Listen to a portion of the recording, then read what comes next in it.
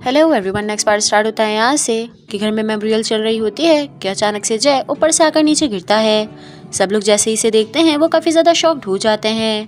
जीहू खुद भी एकदम डर जाता है, फिर इसे पूछता है कि तुम यहाँ पर क्या कर रहे हो।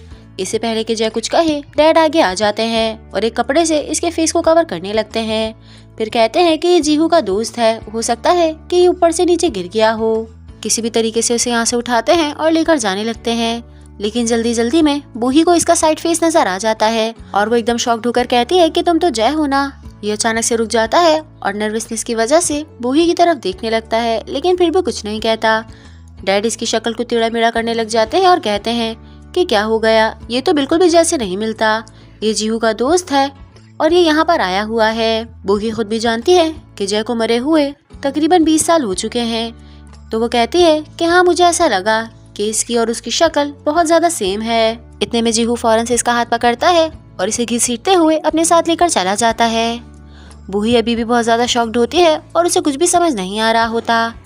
डैड कहते हैं कि हाँ इस बात को रहने दो, वो जीहू का दोस्त है और स्टडी के लिए यहाँ पर आया हुआ था, मैं तो ऑलरेडी उससे मिल चुका हूँ। साथ ही कहते हैं कि वैसे तो आज मेरी बर्थडे है, तुम लोग ये सब कुछ क्या कर रहे हो, हमें तो मेरी बर्थडे सेलिब्रेट करनी चाहिए। खैर अब कुछ देर बाद का दिखाया जाता है कि सब लोग टेबल पर बैठे होते हैं और यहाँ पे डैड की बर्थडे सेलिब्रेट कर रहे होते हैं। बूही केक निकाल कर टेबल पर रखती है, लेकिन अभी तक उसका दिमाग जय की तरफ ही होता है। डैड यहाँ पर केक कट करने लगते हैं तो बूही पूछती है कि अच्छा मुझे ये बताओ कि उस लड़के की क्या उम्र है। ये बार बार जय की बात करने की कोशिश कर रही होती है, लेकिन डैड हर बार इसे इग्नोर कर देते हैं और किसी भी तरीके से वो अपना केक कट कर लेते हैं। इन्होंने भी केक ही कट किया होता है कि अचानक से इसे नजर आता है कि यहाँ पर एक ID कार्ड पड़ा हुआ है। ये उठाकर देखते हैं तो ये जीहू का ID कार्ड होता है। वो जैसे इसका ID कार्ड देखते हैं उनके चेहरे से सारी खुशी खत्म हो जाती है। इसके साथ ही हमें जीहू का दिखाया जाता है कि वो जय को लेकर टेरेस पर आता है और उसे कहता है कि मुझे लगता है कि अब तुम्हें यहाँ से चले जाना चाहिए। इस पर जय कहता है कि तुम्हें क्या लगता है कि मैं वहाँ पर फालतू में गया था, बल्कि मैं तो तुम्हारी हेल्प करने के लिए गया था। सियोंग और जीहू का फ्रेंड भी पीछे खड़े होते हैं और छुप छुप कर इन लोगों की बातें सुन रहे होते हैं। अब यहाँ पर इनकी बातें चल रही होती है कि अचानक से डैड यहाँ पर आ जाते हैं। जीहू को उसका ID कार्ड दिखाते हैं और कहते हैं कि ये सब कुछ कब से चल रहा है। इस पर जीहू कहता है कि पूरे 3 साल हो चुके हैं और मैं आपको बताना चाहता हूँ कि मैं ट्रेनी बनना चाहता हूँ। डैड कहते हैं कि ये चीज़ तुम्हारे लिए नहीं होगी, कल तुम जा रहे हो और अपनी अकेडमी छोड़ रहे हो, जब तुम अकेडमी छोड़ दोगे तो हम दोनों मिलकर बात करेंगे। यहाँ जीहू अपने डैड को समझाने की कोशिश कर रहा होता है, वहीं इसके फ्रेंड का पैर डिसबैलेंस होता है और वो और सियोंग कमरे से बाहर आ जाते हैं। डैड इनकी तरफ देखते हैं और वो और भी ज्यादा शॉक्ड हो जाते हैं, पूछते हैं कि तुम दोनों यहाँ पर क्या कर रहे हो। ये दोनों ही झूठ बोलने की कोशिश करते हैं, लेकिन जीहू बता देता है कि इन दोनों के पास कोई भी जगह नहीं है, तो ये लोग मेरे पास रहते हैं। ये देखकर डैड को और भी ज्यादा गुस्सा आता है और वो कहते हैं कि बेहतर होगा कि तुम सारे बच्चे अपने अपने घर चले जाओ। साथ ही जीहू से भी कह देते हैं कि अब मैं कोई एक्सक्यूज सुना नहीं चाहता, कल तुम जा रहे हो और अकेडमी छोड़ रहे हो। ये गुस्से से कहते हुए यहाँ से निकल जाते हैं। अब नेक्स्ट सीन में दिखाया जाता है कि जय और डैड आपस में बात कर रहे होते हैं। जय कहता है क्योंकि जीहू मेरा सन है, उसे डांसिंग का बहुत ज्यादा शौक है जिस तरह से मुझे था, आप उसका ये शौक पूरा होने क्यों नहीं दे रहे। इस पर डैड कहते हैं कि तुम्हें क्या लगता है कि तुम्हारे बगैर हमारी लाइफ कैसी गुजर रही थी। जीहू मेरा नहीं बल्कि तुम्हारा और बूही का बेटा है, लेकिन बूही आज तक ये बात नहीं कह सकी, बल्कि उसने तो ये दिखाया है कि जीहू मेरा बेटा है।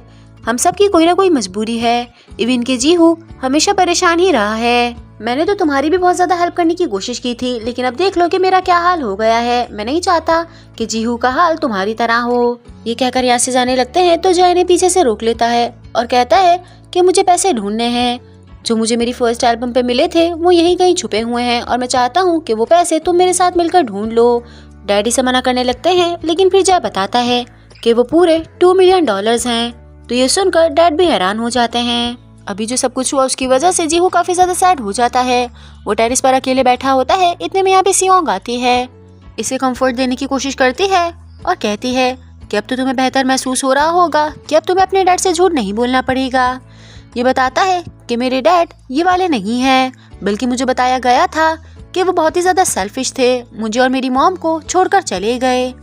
मैं अपने डैड को दिखाना चाहता हूँ कि मैं उनके बगैर बहुत ही ज्यादा ठीक हूँ, इसीलिए मैं ट्रेनी बनना चाहता हूँ ताकि मेरी सक्सेसफुल और फेमसनेस की वजह से उन्हें पता चल जाए। ये यहाँ पर सियोंग से बातें कर रहा होता है और इसी के साथ हमें जय का दिखाया जाता है कि ये बेड पे अजीब तरीके से बैठा होता है और सोच रहा होता है कि मैंने पैसे कहाँ पर छुपाए थे। इसे याद आने लगता है कि बहुत तेज बारिश हो रही थी और मैं अपनी कार में पैसे लेकर आया था। फिर वो पैसे मैं घर में लेकर आता हूँ और उसे एक जगह पर रख देता हूँ। ये सोचते हुए अपने रूम से बाहर निकलता है और यहाँ पर सियोंग और जीहू लेटे होते हैं। यूनी के पास आकर लेट जाता है और फिर वापस से सोचने लगता है। जीहू कहता है कि मुझसे जरा भी बात नहीं करना, तुम्हारी कैसे हिम्मत हुई कि तुम किसी लाइफ में इस तरह से घुस गए और सारा ट्रबल क्रिएट कर दिया।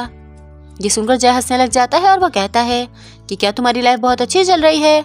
मुझे जहाँ तक नजर आ रहा है तुम काफी ज्यादा परेशान हो। खैर अब काफी ज्यादा रात हो जाती है लेकिन डैड को बिल्कुल भी नींद नहीं आ रही होती। वो पास्ट के बारे में सोच रहे होते हैं कि जय को स्टार बनाने में मैंने कितनी ज्यादा मेहनत की थी, लेकिन जब वो एक बहुत बड़ा स्टार बन गया तो उससे मुझसे कह दिया कि वो किसी और कंपनी में जा रहा है। फिर उस दिन के बाद से वो अचानक से गायब हो जाता है और फिर कभी भी नहीं मिलता।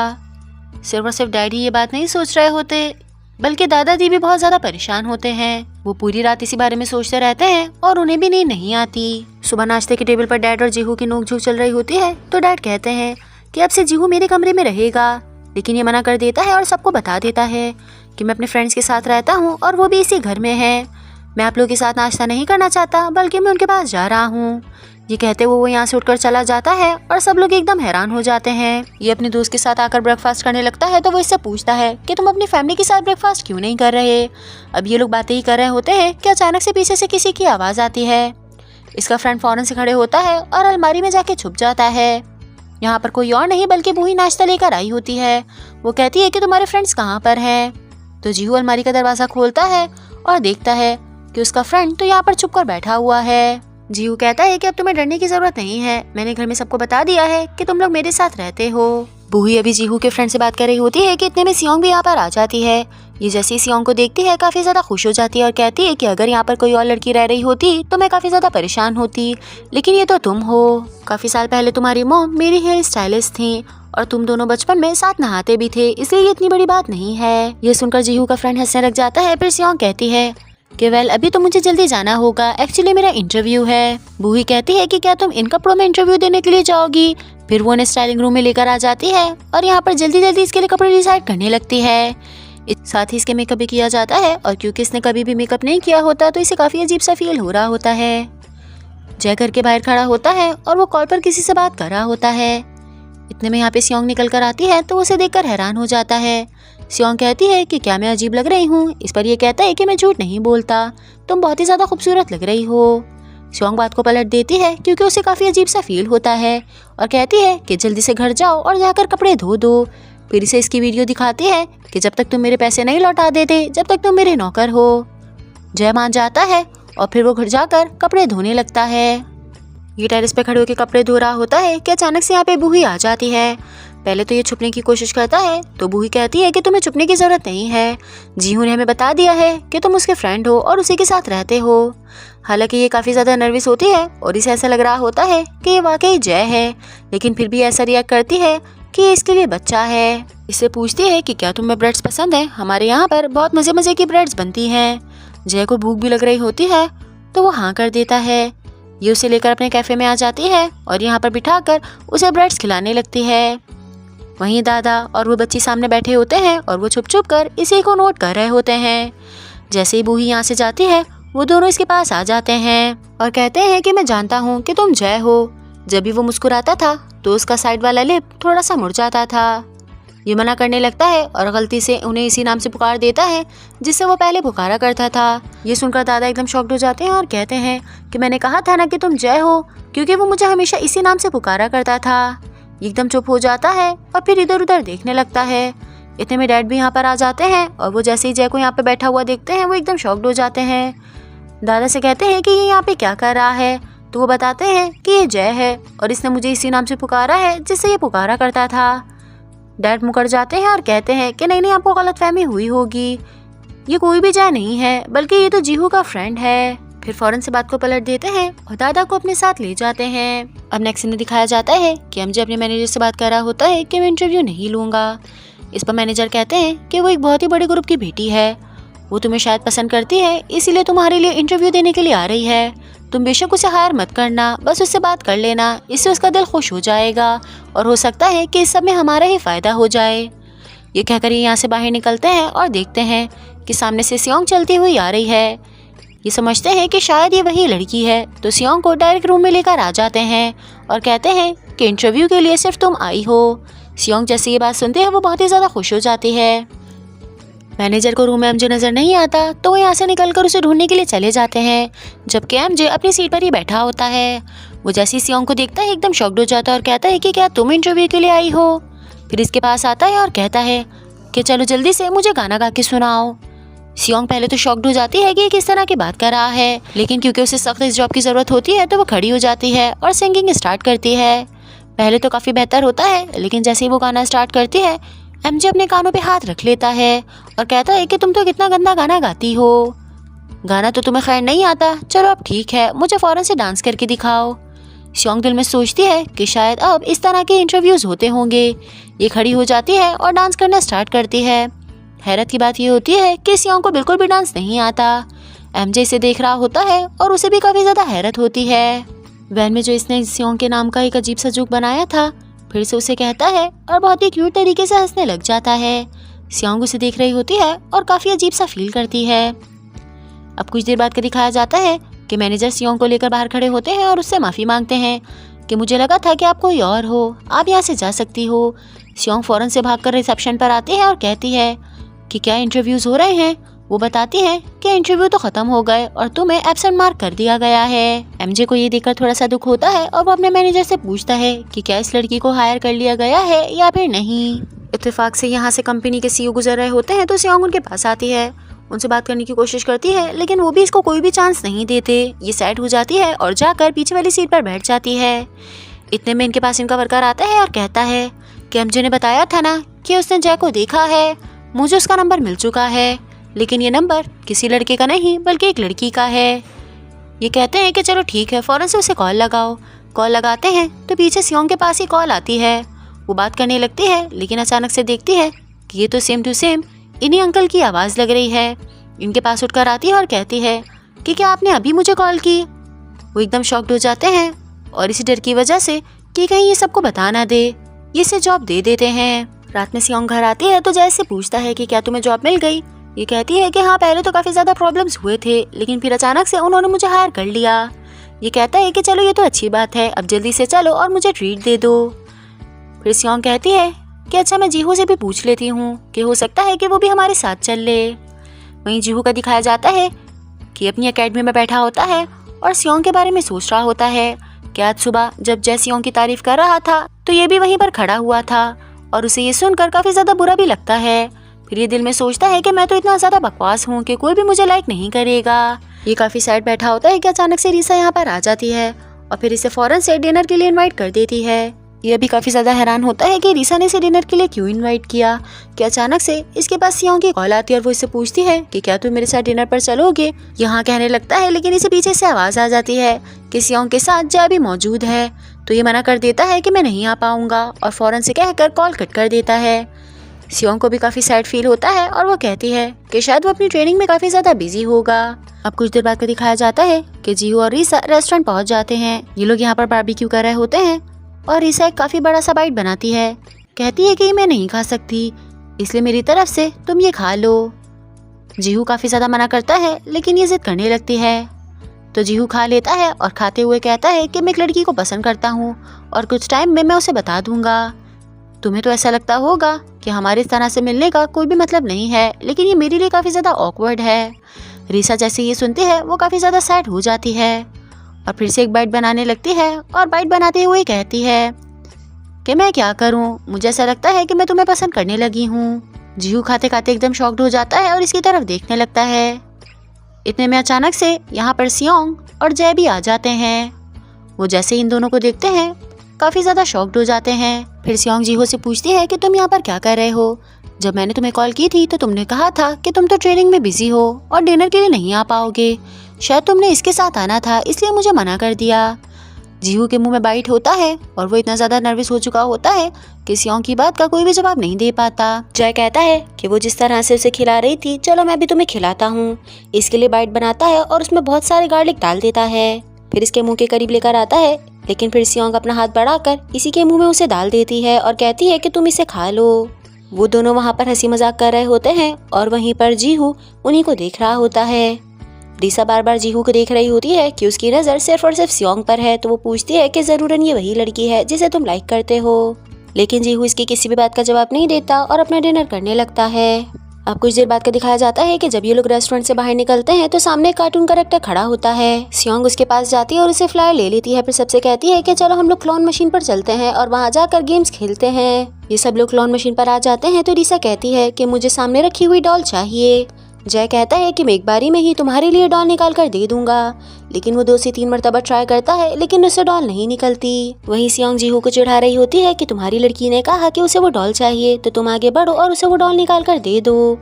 और ये सुनकर जीहू को काफी अजीब सा लग रहा होता है, लेकिन जय के इतना ट्राई करने के बावजूद जो डॉल वो नहीं निकाल पाता, जीहू फर्स्ट ट्राई में ही उसे निकाल देता है। और ये देखकर रीसा बहुत ज्यादा खुश हो जाती है। ये डॉल वो सियोंग को देने वाला होता है, लेकिन रीसा उसके हाथ से ले लेती है और कहती है कि मैं इसे अपने साथ रखूंगी। अब नेक्स्ट दिन सुबह का दिखाया जाता है कि जब सियोंग वॉशरूम से निकलती है तो सामने जीहू खड़ा होता है।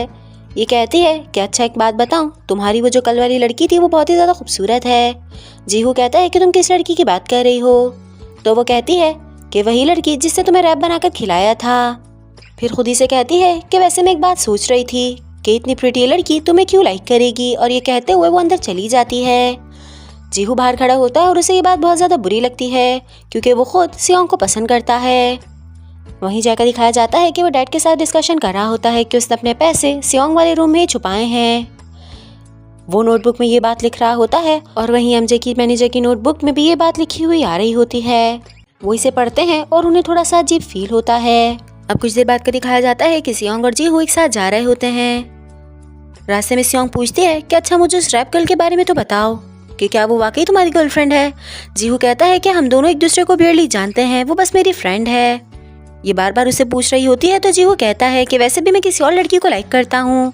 सियोंग ये सुनकर एकदम से हैरान हो जाती है और पूछती है कि अच्छा मुझे बताओ कि वो लड़की कौन है। जीहू कहता है कि मैं उसे काफ़ी टाइम से जानता हूँ, लेकिन जब भी मैंने उसे प्रपोज किया तो वो बात अच्छे से नहीं गई। सियोंग को बिल्कुल भी अंदाज़ा नहीं होता कि वो मेरी ही बात कर रहा है। वो बार बार पूछती रहती है कि अच्छा बताओ क्या मैं उस लड़की को जानती हूँ और तुम उसे कब से जानते हो। फिर जीहू इसे बताने लगता है और हमें पास्ट का सीन दिखाया जाता है कि जब ये और सियोंग स्कूल में थे। एक दिन वो हाथ में बुके लेता है और सियोंग को प्रपोज करने के लिए आगे बढ़ता है, लेकिन साथ ही वो देखता है कि सियोंग अपने बॉयफ्रेंड के साथ आ रही है और जीहू को उसे इंट्रोड्यूस भी कराती है। जीहू फिर रुक जाता है और उसे नहीं बताता कि वो सियोंग को लाइक करता है। इसी तरह कुछ टाइम बाद वो सियोंग को प्रपोज करने के लिए आगे बढ़ता है। वो उसे बताने ही वाला होता है कि वो काफ़ी टाइम से उसे लाइक करता है, लेकिन ऊपर से क्रो गुजरता है और उसके मुंह पे बीट कर देता है। सियोंग इसके हिप पर मारती है और कहती है कि मैं उम्मीद करती हूँ कि इस बार तुम सक्सेसफुल हो जाओगे, तो जल्दी से जाओ और उसे बता दो कि तुम उसे कितना ज़्यादा लाइक करते हो। ये कहते हुए यहाँ से निकल जाती है और जीहू इसे देखता रहता है। अब नेक्स्ट सीन में दिखाया जाता है कि सियोंग अपनी वर्क प्लेस पर आ जाती है। इसे कुछ सामान इधर से उधर करने का टास्क दिया जाता है, तो ये अपने हाथ में 3 बॉक्सेस उठाई होती है और उसे लेकर आगे जा रही होती है।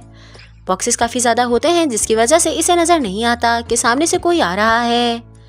ये जैसे ही आगे बढ़ती है उससे टकरा जाती है एंड गाइस ये कोई और नहीं एमजे ही होता है। वो जैसे ही इसे देखता है एकदम से हैरान हो जाता है और कहता है कि तुम तो वही हो जिसका नाम सेकंड प्लेस है। सियोंग इसे ज़्यादा लिफ्ट नहीं कराती तो ये कहता है चलो मैं ये सामान उठाकर तुम्हारी हेल्प कर देता हूँ। सियोंग इसके हाथ से सामान छीनने लगती है कि नहीं मैं खुद कर लूँगी, और वो सामान गलती से एमजे के हाथ पर गिर जाता है। वो एकदम से अपने हाथ को पकड़ लेता है और कहता है कि मुझे बहुत ज़्यादा दर्द हो रहा है, क्या तुम्हें नहीं पता कि मेरा हाथ कितना ज़्यादा ज़रूरी है। सियोंग बहुत ज़्यादा परेशान हो जाती है और इससे पूछने लगती है कि क्या वाकई तुम ठीक हो, तुम्हें सता लगी तो नहीं। ये पीछे मुड़ता है और फिर हंसने लग जाता है। इसका मतलब ये है कि ये सियोंग से झूठ बोल रहा है। अब नेक्स्ट सीन में दिखाया जाता है कि एमजे सुकून से सोफे पर बैठा होता है और उसके बदले का काम सियोंग कर रही होती है। जब भी सियोंग कहती है कि ये तो इतना ज्यादा है तो एमजे फौरन से अपना हाथ दिखाने लगता है और कहता है चलो ठीक है, मेरे हाथ में बहुत ज्यादा दर्द है लेकिन फिर भी मैं कर लूंगा। लेकिन फिर वो वापस से अपना काम करने लगती है। अब नेक्स्ट सीन में दिखाया जाता है कि जय बूही के सामने बैठा होता है और इसे कहता है कि मुझे आपके कैफे में जॉब चाहिए, लेकिन डैड साफ मना कर देते हैं कि हम तुम्हें जॉब नहीं देंगे क्योंकि यहाँ पर हमें किसी लड़की को रखना होगा। ये फौरन से कहता है कि अगर आप चाहें तो मैं एक लड़की भी बन सकता हूँ, जैसे कि एक लड़की बहुत ही ज़्यादा सेंसिटिव होती है मैं उस तरह से भी कर सकता हूँ। लेकिन फिर भी डैड मना कर देते हैं और कहते हैं कि हम तुम्हें जॉब पर नहीं रखेंगे।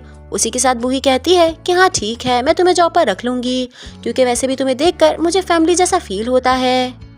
इतने में यहाँ पर 2 स्कूल की गर्ल्स आ जाती हैं तो ये फौरन से उठकर उनके पास भागता है और उनसे हंसी मजाक करने लगता है।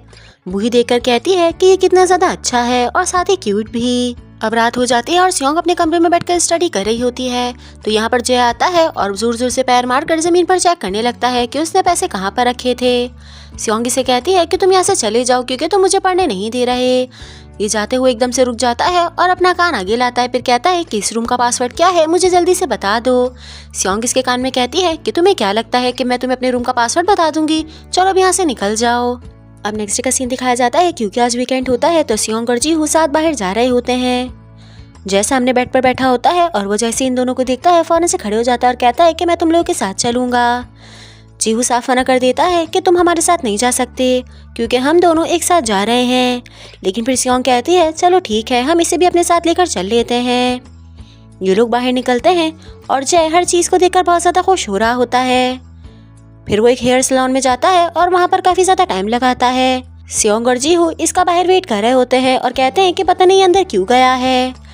लेकिन जैसे ही जय यहाँ से निकलकर बाहर आता है सियोंग उसे देखती ही रह जाती है क्योंकि उसने अपना हेयर स्टाइल चेंज कर लिया होता है और इसमें वो काफ़ी ज़्यादा हैंडसम लग रहा होता है। सियोंग जय को इस तरह से देख रही होती है कि फिर जीहू खुद को देखकर सोचने लगता है कि शायद मैं भी चले जाता हूँ और एक हेयर कट ले लेता हूँ। रास्ते में चलते हुए जय को नजर आता है कि रोड पर 50 सेंट्स पड़े हुए हैं। वो इसे उठाता है और सियोंग का हाथ पकड़ लेता है, फिर घसीटते हुए क्लॉ मशीन की तरफ ले जाता है। कहता है कि आज मैं तुम्हें डॉल निकाल कर दे दूंगा। इस पर जीहू कहता है कि तुम नहीं कर पाओगे, मैं तुम्हें निकाल कर दे देता हूँ। तो जय कहता है कि मैंने पूरी रात स्टडी की है कि ये मशीन किस तरह से काम करती है।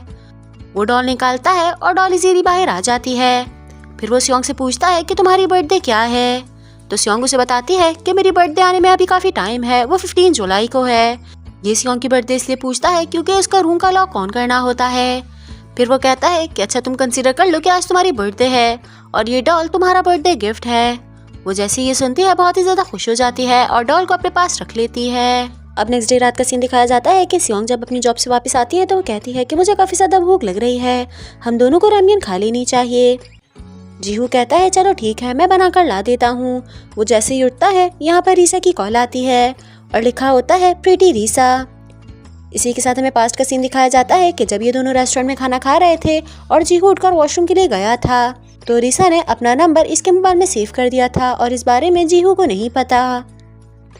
वो रीसा से कॉल पे बात करता है और सियोंग इन दोनों की बातें सुन रही होती है, लेकिन जीहू रफली बात करके कॉल कट कर देता है। सियोंग कहती है कि तुम मुझसे मत छुपाओ, हम दोनों तो फ्रेंड्स हैं, मैं देखकर ही बता सकती हूँ कि तुम लोगों के बीच लव ट्रायंगल है। ये बार बार रीसा के नाम से इसे चढ़ा रही होती है तो जीहू को बुरा लग जाता है और वो कहता है ठीक है, अगर तुम्हें इतनी ज़्यादा खुशी हो रही है तो फिर मैं रीसा को डेट करने के बारे में सोचूंगा और तुम जाओ और अपनी रायमेन खुद बनाओ। ये कहते हुए ये उठकर यहाँ से चला जाता है। अब नेक्स्ट सुबह का दिखाया जाता है कि जय कैफे के काम से किसी और शहर जा रहा होता है।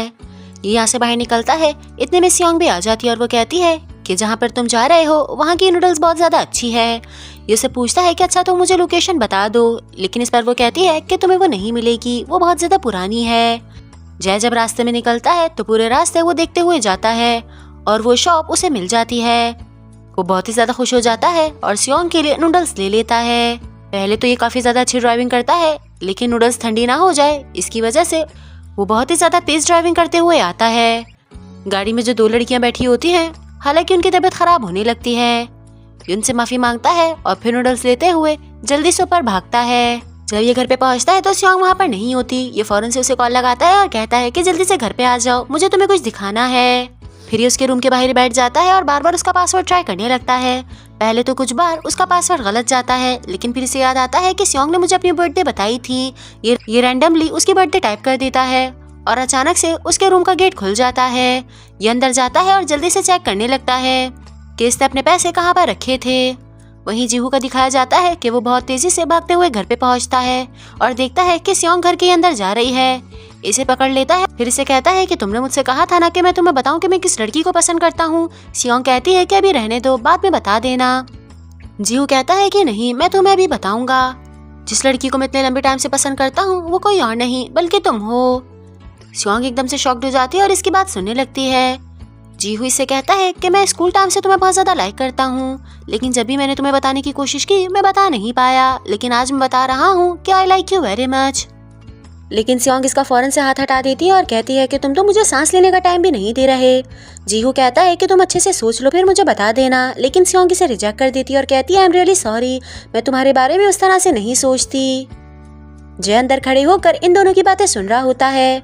सियोंग जैसे ही जाकर गेट खोलती है वो एकदम से निकलकर बाहर आ जाता है, लेकिन ये किसी की भी बात का जवाब नहीं देती और फौरन से अपने रूम में चली जाती है। पूरी रात ये तीनों ही परेशान रहते हैं और इन तीनों को ही नींद नहीं आती। ये सभी लोग इसी बारे में सोच रहे होते हैं। खैर अब नेक्स्ट दिन सुबह का दिखाया जाता है कि सियोंग जल्दी से अपने घर से निकलती है और जॉब के लिए जाने लगती है कि उसे जीहू को ना देखना पड़े, लेकिन अचानक से वो सामने से चलते हुए आ जाता है। ये दोनों ही एक दूसरे को देखकर शॉक्ड हो जाते हैं। फिर जीहू कहता है कि क्या तुम मुझे अवॉइड करोगी? सियोंग कहती है मैं ऐसा क्यों करूंगी, रिजेक्ट मैं नहीं बल्कि तुम हुए हो। जीहू कहता है हाँ ये सही है, मैं ही रिजेक्ट हुआ हूँ, मगर मैं हार नहीं मानूंगा। पूरे 8 साल लग गए तुम्हें बताने में कि मैं तुम्हें लाइक करता हूँ और अब तुमने मुझे रिजेक्ट कर दिया, इसलिए मैं जल्दी से हार नहीं मानने वाला। सियोंग कहती है देखो हम दोनों फ्रेंड्स हैं और मैं चाहती हूँ कि हम दोनों के बीच की दीवार बनी रहे, किसी भी तरह से हमारी फ्रेंडशिप खराब ना हो। लेकिन जीहू फौरन से इसे रोक देता है और कहता है कि मैं बिल्कुल भी ऐसा नहीं चाहता कि हम दोनों फ्रेंड्स की तरह रहें। अब कुछ देर बाद का दिखाया जाता है क्योंकि जीहू का टीम में सिलेक्शन नहीं होता तो वो अपनी बेकरी पे आ जाता है और यहाँ पर खड़े होकर कस्टमर्स को डील करने लगता है। यहाँ पर 3 स्कूल की गर्ल्स आती हैं और वो जैसे जीहू को देखती हैं एकदम से हैरान हो जाती हैं और कहती हैं कि ये तो वानाबी सेलिब्रिटी है, लेकिन ये यहाँ पे क्या कर रहा है। फिर कहती है कि तुम तो बहुत ही ज्यादा हैंडसम हो। जीहू कहता है चलो ठीक है, अब तुम जल्दी जल्दी से अपने लिए ब्राइड्स ले लो। ये लोग कहती हैं कि हमें इसके लिए कुछ करना चाहिए। फिर इसकी पिक्चर्स क्लिक करती हैं और कुछ सोचने लगती हैं। इसी के साथ सियोंग का दिखाया जाता है कि आज उसकी मीटिंग होती है तो सभी लोग मीटिंग रूम में आ जाते हैं। एमजे भी यहाँ पर आता है और अपनी सीट पर आके बैठ जाता है। ये जैसे ही अपना लैपटॉप ऑन करती है उसमें मैसेजेस आने लगते हैं। पहले जय का मैसेज आता है कि क्या वो कमीना एमजे अभी भी तुम्हें परेशान करता है, वैसे भी मैं उसका काम तमाम करने वाला हूँ। ये मैसेज को हटाती है तो फिर जीहू का मैसेज आ जाता है कि तुम वापस घर कब आओगी, मुझे तुम्हें कुछ दिखाना है।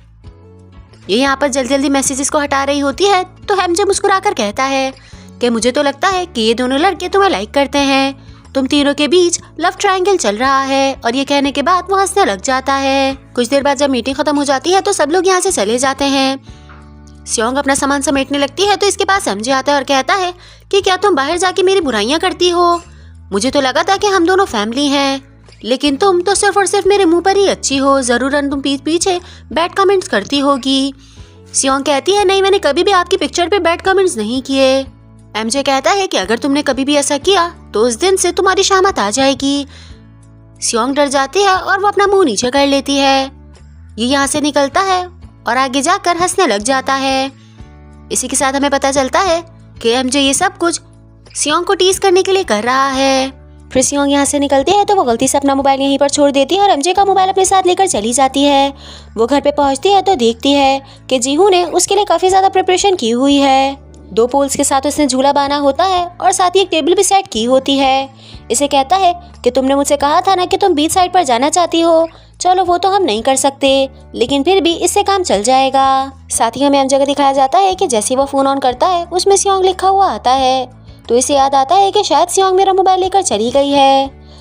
ये अपने एजेंसी कॉल करता है और उनसे सियोंग का एड्रेस ले लेता है और फिर फौरन से उसके घर के लिए निकल जाता है। जीहू सियोंग को झूले पर बिठाता है और ये उसे सेट कर रहा होता है कि अचानक से एमजे यहाँ पर आ जाता है। वो जैसे इन दोनों को देखता है कहता है कि शायद मैं गलत टाइमिंग पर यहाँ पर आ गया। ये तीनों जैसे एक दूसरे को देखते हैं एकदम से शॉक्ड हो जाते हैं। सियोंग फौरन से झूले से उतरती है और इसे पूछती है कि तुम यहाँ पर क्या कर रहे हो।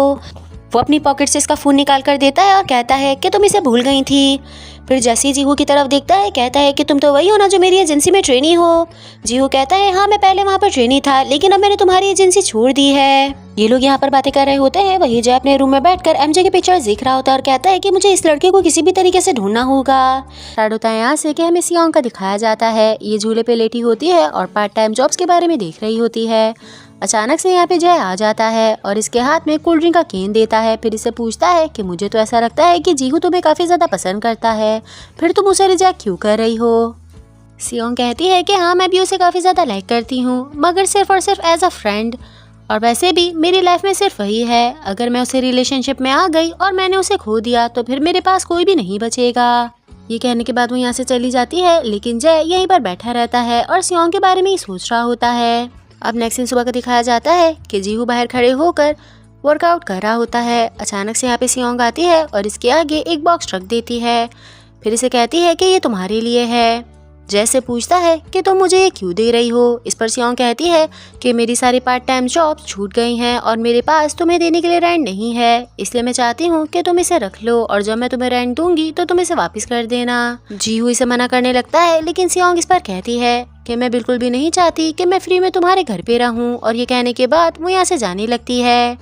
इतने में जीहू कैमरा बाहर निकालता है और उसे सियोंग की पिक्चर क्लिक करता है। ये से पूछती है कि तुमने ऐसा क्यों किया, जिस पर जीहू कहता है कि मैं बस चेक कर रहा था कि तुम्हारा कैमरा काम करता भी है या फिर नहीं। साथ ही वो सियोंग को चढ़ाने के लिए कहता है कि तुम रियलिटी से ज़्यादा पिक्चर्स में अच्छी लगती हो। ये सुनने पर सियोंग इसे अजीब तरह से देखती है और फिर यहाँ से निकल जाती है। वहीं जीहू पीछे से इसे देखकर हंस रहा होता है। जब ये ऑफिस पहुँचती है तो इसका मैनेजर इसके पास आता है और कहता है कि हम लोग हाइकिंग पे जा रहे हैं, क्या तुम हमारे साथ चलोगी। सियोंग ये सुनकर एकदम से हैरान हो जाती है, क्योंकि पिछली किसी भी जॉब पर उसे इस तरह से नहीं कहा गया होता। वो पूछती है कि हम हाइकिंग पर क्यों जा रहे हैं और क्या सिर्फ हम अकेले हैं। तो इस पर इसका मैनेजर कहता है कि देखो, हम अपनी सारी इंटर्न्स को बहुत अच्छे से ट्रीट करते हैं और तुम सिर्फ अकेले ही नहीं जा रही हो, मुझे ऐसा लगता है कि वहाँ पर सारी इंटर्न्स मौजूद होंगी। सियोंग को काफ़ी अजीब लगता है, लेकिन फिर वो कहती है कि चलें ठीक है, मैं आपको सोच के बता दूंगी।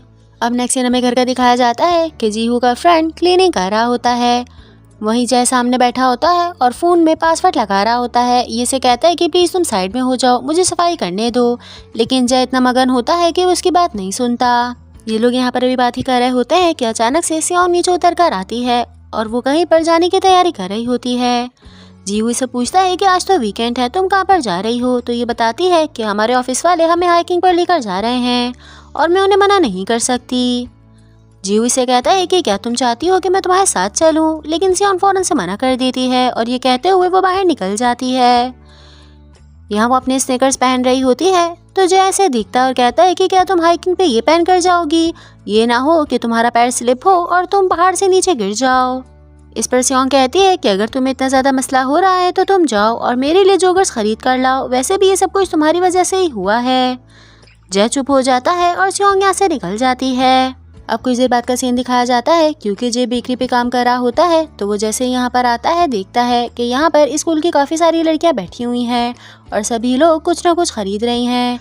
ये काफ़ी ज़्यादा हैरान होता है और ख़ुद से कहता है कि क्या आज कोई स्पेशल चीज़ बेक हुई है जिसे लेने के लिए ये लोग यहाँ पर आई हुई हैं। ये यहाँ पर आता है और अपना एप्रन पहनने लगता है। इतने में पीछे से दो स्कूल की गर्ल्स आती हैं और एक दूसरे से कहती हैं कि यहाँ पर तो जितने भी पार्ट टाइमर्स काम करते हैं सभी के सब हैंडसम हैं। फिर वो जैसे पूछती हैं कि यहाँ पर जो एक दूसरा हैंडसम सा लड़का काम करता है वो कहाँ पर है और कब तक आएगा। जय को समझ नहीं आता कि ये किसकी बात कर रही हैं। फिर वो इन लड़कियों को अपने ज़माने का एक जोक सुनाता है, जिस पर वो कहती हैं कि तुम काफ़ी ज़्यादा लेम हो, और ये कहने के बाद यहाँ से निकल जाती हैं। इसी के साथ जीहू का दिखाया जाता है कि वो जैसे वॉशरूम से फ्री होकर निकलता है देखता है कि उसके फ़ोन में रिंगिंग हो रही है। वो आकर देखता है तो यहाँ पर एक लड़की का मैसेज आया होता है कि आप कहाँ पर हैं, मैं आपकी बहुत बड़ी फ़ैन हूँ और आप बहुत ज़्यादा हैंडसम हैं। ये एकदम से परेशान हो जाता है और सोचने लगता है कि ये लड़की कौन है। ये जैसे ही अपने मैसेंजर में जाता है तो चेक करता है कि यहाँ पर काफ़ी ज़्यादा लड़कियों के मैसेजेस आए होते हैं और सभी लोगों ने इसकी तारीफ़ की होती है। ये भी मैसेजेस रीड कर रहा होता है और काफ़ी ज़्यादा हैरान भी होता है कि अचानक से इसके पास इसके फ्रेंड की कॉल आती है और वो इससे कहता है कि जीहू तुम बहुत ज़्यादा फेमस हो गए हो। जीहू इसे पूछता है तो वो बताता है कि तुम पार्ट टाइम बेकर के नाम से सोशल मीडिया पे काफ़ी ज़्यादा ट्रेंडिंग चल रहे हो। किसी लड़की ने तुम्हारी पिक्चर क्लिक करके सोशल मीडिया पे पोस्ट कर दी थी और अब तुम्हारे बहुत सारे फैंस भी हैं। जीहू पोस्ट चेक करता है और वो काफ़ी ज़्यादा परेशान होता है कि ऐसी हरकत कौन कर सकता है। साथ ही हमें उन 3 स्कूल गर्ल्स का दिखाया जाता है जो कि बेकरी में आई थी और उन्हें जीहू नज़र आया था। उनमें से एक ने जीहू की पिक्चर्स ले ली थी और ये सारा काम उन्हीं का होता है। अब नेक्स्ट इन सियोंग का दिखाया जाता है कि सब लोग हाइकिंग कर रहे होते हैं, लेकिन सियोंग काफ़ी ज़्यादा थक गई होती है क्योंकि उसने जोगर्स नहीं पहने होते, जिसकी वजह से उसके पैरों में दर्द हो रहा होता है। और गर्मी क्योंकि काफ़ी ज़्यादा हो रही होती है तो इसकी वजह से उसकी तबीयत और भी ज़्यादा ख़राब होने लगती है। ये सब लोग माउंटेन से उतरकर नीचे आ रहे होते हैं कि अचानक से सियोंग का पैर मुड़ जाता है और इसके पैर में बहुत ज़ोर से लग जाती है। इसका मैनेजर कहता है कि अगर तुम चाहो तो मैं तुम्हारी हेल्प कर सकता हूँ, हम दोनों साथ चल लेते हैं, लेकिन ये उसे मना कर देती है और कहती है कि आप हल्के हल्के नीचे जाएँ, मैं आ रही हूँ। हालांकि इसके पैर में बहुत दर्द हो रहा होता है, लेकिन फिर भी ये हल्के हल्के चलते हुए नीचे उतर जाती है। अब कुछ देर बाद का दिखाया जाता है कि ये स्लिप पर बैठी होती है और इसके पैर में काफ़ी ज़्यादा दर्द हो रहा होता है। वहीं इसके सारे कुलीग्स इससे कहते हैं कि क्या तुम घर नहीं चलोगी। इस पर सियोंग कहती है कि नहीं, तुम लोग चले जाओ, मेरा फ्रेंड आएगा और मुझे यहाँ से आके ले जाएगा। फिर ये अपना फ़ोन निकालती है और जीहू को कॉल मिलाने लगती है, लेकिन फिर कुछ सोच के रुक जाती है और जय को कॉल करती है। इसे कहती है कि क्या तुम प्लीज़ मुझे लेने के लिए आ सकते हो। जय से पूछता है कि तुम कहाँ पर हो, तो ये बताती है कि मैं माउंटेन्स पर हूँ। कॉल कट होने के बाद जय को जीहू की याद आती है और वो कहता है कि ये तो जीहू के लिए एक बहुत ही अच्छा चांस है, ये दोनों साथ अच्छे से वक्त गुजार सकेंगे। ये जीहू को कॉल लगाता है, लेकिन जीहू इसकी कॉल रिसीव नहीं करता। फिर ये उसके मोबाइल पर मैसेज छोड़ देता है और दिल में सोचता है कि मुझे जाने की क्या ज़रूरत है। जीहू सियोंग की इतनी ज़्यादा परवाह करता है, जैसे ही मैसेज देखेगा फ़ौरन से इसके पास चला जाएगा। वहीं घर का दिखाया जाता है कि जीहू के पास इसका फ्रेंड आता है और इससे कहता है कि मैं तुम्हें कब से कॉल कर रहा हूँ, तुम्हारा नंबर क्यों नहीं लग रहा। तो जीहू से बताता है कि यार मेरे पास इतने ज़्यादा मैसेजेस आ रहे थे, जिसकी वजह से मैंने अपना फ़ोन बंद कर दिया है। जय को लग रहा है कि जीहू ने उसका मैसेज डिलीट कर लिया है और वो सियोंग को लेने के लिए निकल गया होगा। जबकि जीहू का फ़ोन तो ऑफ है, तो अब सियोंग को लेने के लिए कौन जाएगा और क्या वो पूरा दिन वहीं पर बैठी रहेगी। जीहू का फ्रेंड इसे बताता है कि तुम्हारे लिए एजेंसी से कॉल आई थी और वो तुम्हें मिलने के लिए बुला रहे हैं। जीहू जैसे ये बात सुनता है वो काफ़ी ज़्यादा खुश हो जाता है और फिर फ़ौरन से तैयार होकर यहाँ से निकलने लगता है।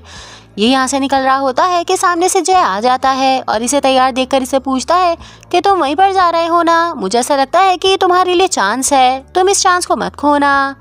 ये यहाँ पर सियोंग की बात कर रहा होता है, जबकि जीहू को ऐसा लगता है कि शायद वो एजेंसी की बात कर रहा है और इन दोनों के बीच में मिसअंडरस्टैंडिंग हो जाती है। अब सुबह से शाम हो जाती है और सियोंग यहीं पर बैठकर जय का वेट कर रही होती है, लेकिन जब वो देखती है कि जय अभी तक नहीं आया तो ये खुद खड़ी होती है और लंगड़ाते हुए यहाँ से जाने लगती है। अब रात हो जाती है और जीहू मैनेजर के पास आया होता है। मैनेजर इसे कहते हैं कि देखो, हर चीज़ की एक टाइमिंग होती है और तुम्हारे लिए यही परफेक्ट टाइमिंग है कि जब तुम वायरल हुए हो और सब लोग तुम्हें जाने लग गए हैं। वो यहाँ पर जीहू से बात कर रहे होते हैं और साथ ही हमें जय का दिखाया जाता है कि ये जैसे ही घर के अंदर एंटर होता है तो देखता है कि यहाँ पर जीहू का फ्रेंड बैठा है और लगातार कुछ मांग रहा है। वो इसे पूछता है कि तुम्हें क्या हो गया है। तो जीहू का फ्रेंड बताता है कि क्या तुम नहीं जानते कि आज जीहू इंटरव्यू के लिए गया है और मुझे ऐसा लगता है कि वो ज़रूर सक्सेसफुल हो जाएगा। जय काफ़ी ज़्यादा हैरान होता है और इसे पूछता है कि वो तो माउंटेन्स गया है ना सियोंग को लेने। तो इसका फ्रेंड कहता है कि वो माउंटेन्स क्यों जाएगा, आज तो उसकी एजेंसी में मीटिंग थी तो वो वहीं पर गया हुआ है। जय एकदम से हैरान हो जाता है और उसे समझ आता है कि इसका मतलब यह है कि जीहू अभी तक सियोंग को लेने के लिए नहीं गया और सियोंग वहीं पर बैठे इनका वेट कर रही है। वो सियोंग के बारे में सोचता है और भागते हुए उसे लेने के लिए यहाँ से निकल जाता है। वहीं जीहू का दिखाया जाता है कि उसका मैनेजर उससे बात करके किसी काम से बाहर जाता है, तो ये अपना फ़ोन उठाकर चेक करता है और इसमें जय का मैसेज देखता है। फिर इसे याद आता है कि सुबह जय से कह रहा था कि आज इसके लिए चांस है, तो वो इसकी जॉब की नहीं बल्कि सियोंग की बात कर रहा था। ये खुद भी परेशान हो जाता है और सियोंग को लेने के लिए यहाँ से निकल जाता है। अब क्योंकि काफ़ी ज़्यादा अंधेरा हो चुका होता है तो सियोंग भी डर रही होती है और उसे समझ नहीं आ रहा होता कि उसे किस रास्ते पर जाना चाहिए। यह भी चलने की कोशिश ही कर रही होती है कि अचानक से पीछे से जय आ जाता है और आकर इसका हाथ पकड़ लेता है। सियोंग जैसी उसे देखती है एकदम से हैरान हो जाती है और पूछती है कि तुम क्यों आए हो, मुझे तो लगा था कि तुम मुझे लेने के लिए नहीं आओगे। जय कहता है कि हाँ, मेरा इरादा नहीं था, लेकिन फिर कुछ ऐसा हुआ कि मुझे भागते हुए यहाँ पर आना पड़ा। सियोंग बहुत मुश्किल से चलने की कोशिश कर रही होती है, वहीं जय पीछे से इसे देख रहा होता है और उसे काफ़ी ज़्यादा अफसोस होता है। वो आगे आता है और ज़मीन पर बैठ जाता है, फिर कहता है कि मेरी बैग पर आ जाओ।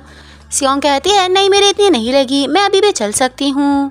लेकिन क्योंकि जय जिद करता है तो ये इसकी पीठ पर आ जाती है। ये दोनों यहाँ से बातें करते हुए निकलते हैं। इतने में पीछे से जीहू आ जाता है, लेकिन वो जैसे इन दोनों को देखता है वहीं पर रुक जाता है और इसके आगे बढ़ने की हिम्मत नहीं होती। साथ ही उसे अफसोस भी होता है कि मैं पहले सियोंग को लेने के लिए क्यों नहीं आया। ये लोग अभी रास्ते में चल ही रहे होते हैं कि अचानक से सियोंग के पेट में से आवाज़ें आने लगती हैं। जय से पूछता है कि क्या तुम्हें भूख लग रही है, तो सियोंग इसे बताती है कि हाँ, एक्चुअली मैंने सुबह से कुछ नहीं खाया, जिसकी वजह से मैं काफ़ी ज़्यादा भूखी हूँ। फिर ये इसे लेता है और एक करीबी रेस्टोरेंट में चला जाता है। अब नेक्स्ट सीन रेस्टोरेंट का दिखाया जाता है कि सियोंग यहाँ पर बैठी होती है और वो बहुत तेज़ी से नूडल्स खा रही होती है।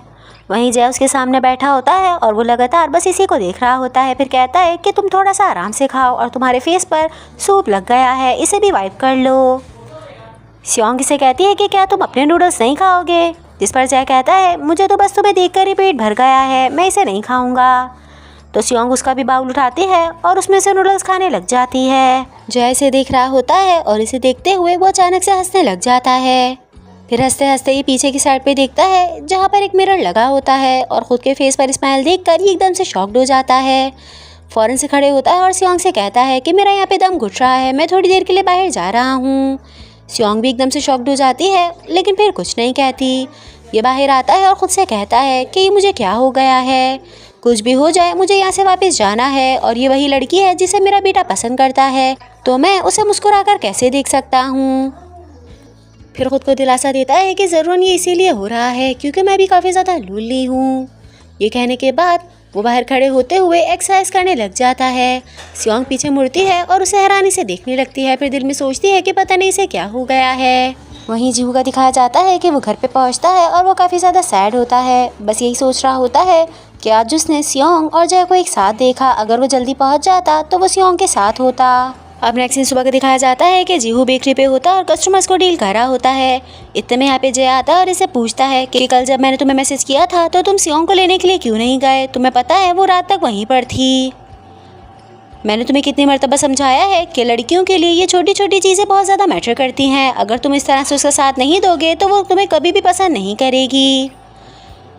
काफ़ी देर तक तो जीहू बिल्कुल चुप खड़े होता है और इसकी बातें सुन रहा होता है, जिस पर जय कहता है कि तुम्हें क्या हो गया है, तुम मेरी बात को क्यों नहीं सुन रहे, मैं तुम्ही से बात कर रहा हूँ। तो जीहू इसकी तरफ देखता है और इससे पूछता है कि क्या तुम वाकई सियोंग को पसंद करते हो।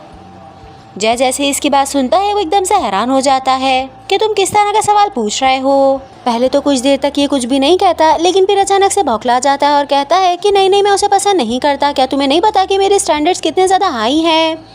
जीहू कहता है चलो अगर ठीक है तुम उसे पसंद नहीं करते तो मुझे कोई भी प्रॉब्लम नहीं है, लेकिन आइंदा के बाद मेरे किसी भी काम में टांग मत अड़ाना, मैं चाहता हूँ कि तुम जल्द से जल्द मेरे घर से चले जाओ। अब नेक्स्ट सीन हमें ऑफिस का दिखाया जाता है कि यहाँ पर सियोंग बैठी होती है और वो काम कर रही होती है। इतने में आप इसकी कुलीग आती है और इसे पूछती है कि हमारे तो घर जाने का टाइम हो चुका है, तुम अभी तक क्यों बैठी हो। सियोंग कहती है कि मुझे ये फाइल्स हैं जिनको तैयार करना है, जब मैं ये कर लूँगी तो मैं भी घर चली जाऊँगी। ये यहाँ पर बैठी रहती है और काफ़ी देर तक अपना काम करती रहती है। जब इसका काम कंप्लीट हो जाता है तो ये खुद को रिलैक्स करती है और कहती है कि अगर मैं इसी तरह से काम करती रही तो मैं मर जाऊँगी। यह भी कह ही रही होती है कि अचानक से पीछे से एमजे आ जाता है और इसे पूछता है कि क्यों, तुम्हें क्या हुआ, तुम क्यों मर जाओगी। एमजे क्योंकि अचानक से आ जाता है तो ये उसे देखकर शॉक्ड हो जाती है और कहती है कि क्या तुम आने से पहले नहीं बता सकते। एमजे कहता है कि तुम इतनी देर से बैठकर क्या कर रही हो और तुमने मरने की बात क्यों की। तो ये उसे बताती है कि मैं कब से ये काम कर रही हूँ और अभी अभी ये जाकर ख़त्म हुआ है। एमजे से कहता है कि अगर तुम इस काम में इतनी अच्छी हो तो क्या तुम प्लीज़ मेरे काम में मेरी हेल्प करोगी। वो ढेर सारे पजल्स आकर टेबल पर रख देता है। सियोंग इसे देख रही होती है और काफ़ी ज़्यादा हैरान होती है। फिर इसे पूछती है कि मैं तो एक इंटर्न हूँ तो मैं तुम्हारी इसमें हेल्प क्यों करूँ। एमजे कहता है कि अगर तुम मेरी इसमें हेल्प करोगी और मैंने आगे लोगों को बताया तो हो सकता है कि तुम्हारी ये जॉब परमानेंट हो जाए। ये बात कहते हुए वो इतनी मासूम सी शक्ल बनाता है कि सियोंग उसे मना नहीं कर पाती और फिर उसकी हेल्प करने लगती है। काफ़ी देर तक वो पजल ज्वाइन करती रहती है। फिर अचानक से इसे महसूस होता है कि ये तो किसी का फेस बन रहा है। ये एमजे से पूछती है कि ये क्या चीज़ है, क्या इस पे किसी की पिक्चर बनी हुई है। एमजे कहता है हाँ ये एक बहुत ही खूबसूरत सा फेस है, जब तुम पजल कंप्लीट कर लोगी तो तुम देख लेना। कुछ देर के बाद जब पजल कंप्लीट हो जाता है तो सियोंग देखती है और हैरत के साथ कहती है हाँ ये मैं कह सकती हूँ कि ये फेस बहुत ही ज़्यादा खूबसूरत है। ये पिक्चर किसी और की नहीं बल्कि एमजे की खुद की ही होती है। और सियोंग के मुँह से अपनी तारीफ सुनने के बाद वो मुस्कुराने लग जाता है। फिर बिल्कुल इसी तरह से लेट जाता है जैसे इसकी ये पिक्चर थी और इसमें ये काफ़ी हैंडसम लग रहा होता है। हमारा नेक्स्ट पार्ट स्टार्ट होता है यहाँ से कि हमें सियोंग का दिखाया जाता है। ये दोनों अभी मॉल से निकल ही रहे होते हैं कि अचानक से इन्हें सामने शॉप नज़र आती है। फिर जाके पूछने पे ये बताती है कि यहाँ पर पिक्चर्स क्लिक की जाती हैं। ये कहता है कि चलो हम लोग भी चलते हैं, लेकिन फिर सियोंग मना कर देती है और कहती है कि ये जगह सिर्फ बच्चों के लिए है। अब क्योंकि सियोंग इसकी बात नहीं सुन रही होती तो ये फ्लोर पर ही बैठ जाता है और बच्चों की तरह करने लगता है और इसकी वजह से सियोंग को मजबूरन इसके साथ अंदर जाना पड़ता है। ये दोनों बहुत ही अजीब तरीके से पिक्चर्स देते हैं लेकिन साथ ही क्यूट भी लग रहे होते हैं। फिर जब पिक्चर्स निकल कर आ जाती है तो जय इसमें से एक पिक्चर बिलबोर्ड पर भी लगा देता है जहाँ पर ऑलरेडी बहुत सारे लोगों की पिक्चर्स लगी होती हैं। अब नेक्स्ट सीन में दिखाया जाता है कि जय काफ़ी देर तक ड्राइव करने के बाद सियोंग को लेकर एक रेस्टोरेंट पहुँचता है। सियोंग कहती है कि हम इतनी दूर ये खाने के लिए आए हैं। जय कहता है तुम बहुत बोलती हो, अब मेरे साथ अंदर आ जाओ। ये इसे अंदर लेकर जाता है तो सियोंग जगह को देखने लगती है और कहती है कि मुझे तो ऐसा लग रहा है कि ये जगह मैंने देखी हुई है। तो जय कहता है हो सकता है तुम यहाँ पर आई हो, तुमने मुझे पहले बताया था ना कि एक ऐसी जगह है जहाँ पर तुम अपने फादर के साथ जाती थी। मैं यहाँ से गुजर रहा था और जैसा तुमने बताया ये जगह मुझे सेम टू सेम वैसे ही लगी, इसलिए मैंने सोचा कि तुम्हें यहाँ पर लेकर आता हूँ। सियोंग को याद आता है कि हाँ ये तो वही जगह है जहाँ पर वो बचपन में अपने फादर के साथ आती थी और उसे ये देखकर काफ़ी ज़्यादा खुशी भी होती है कि जय ने उसके बारे में इतना सोचा।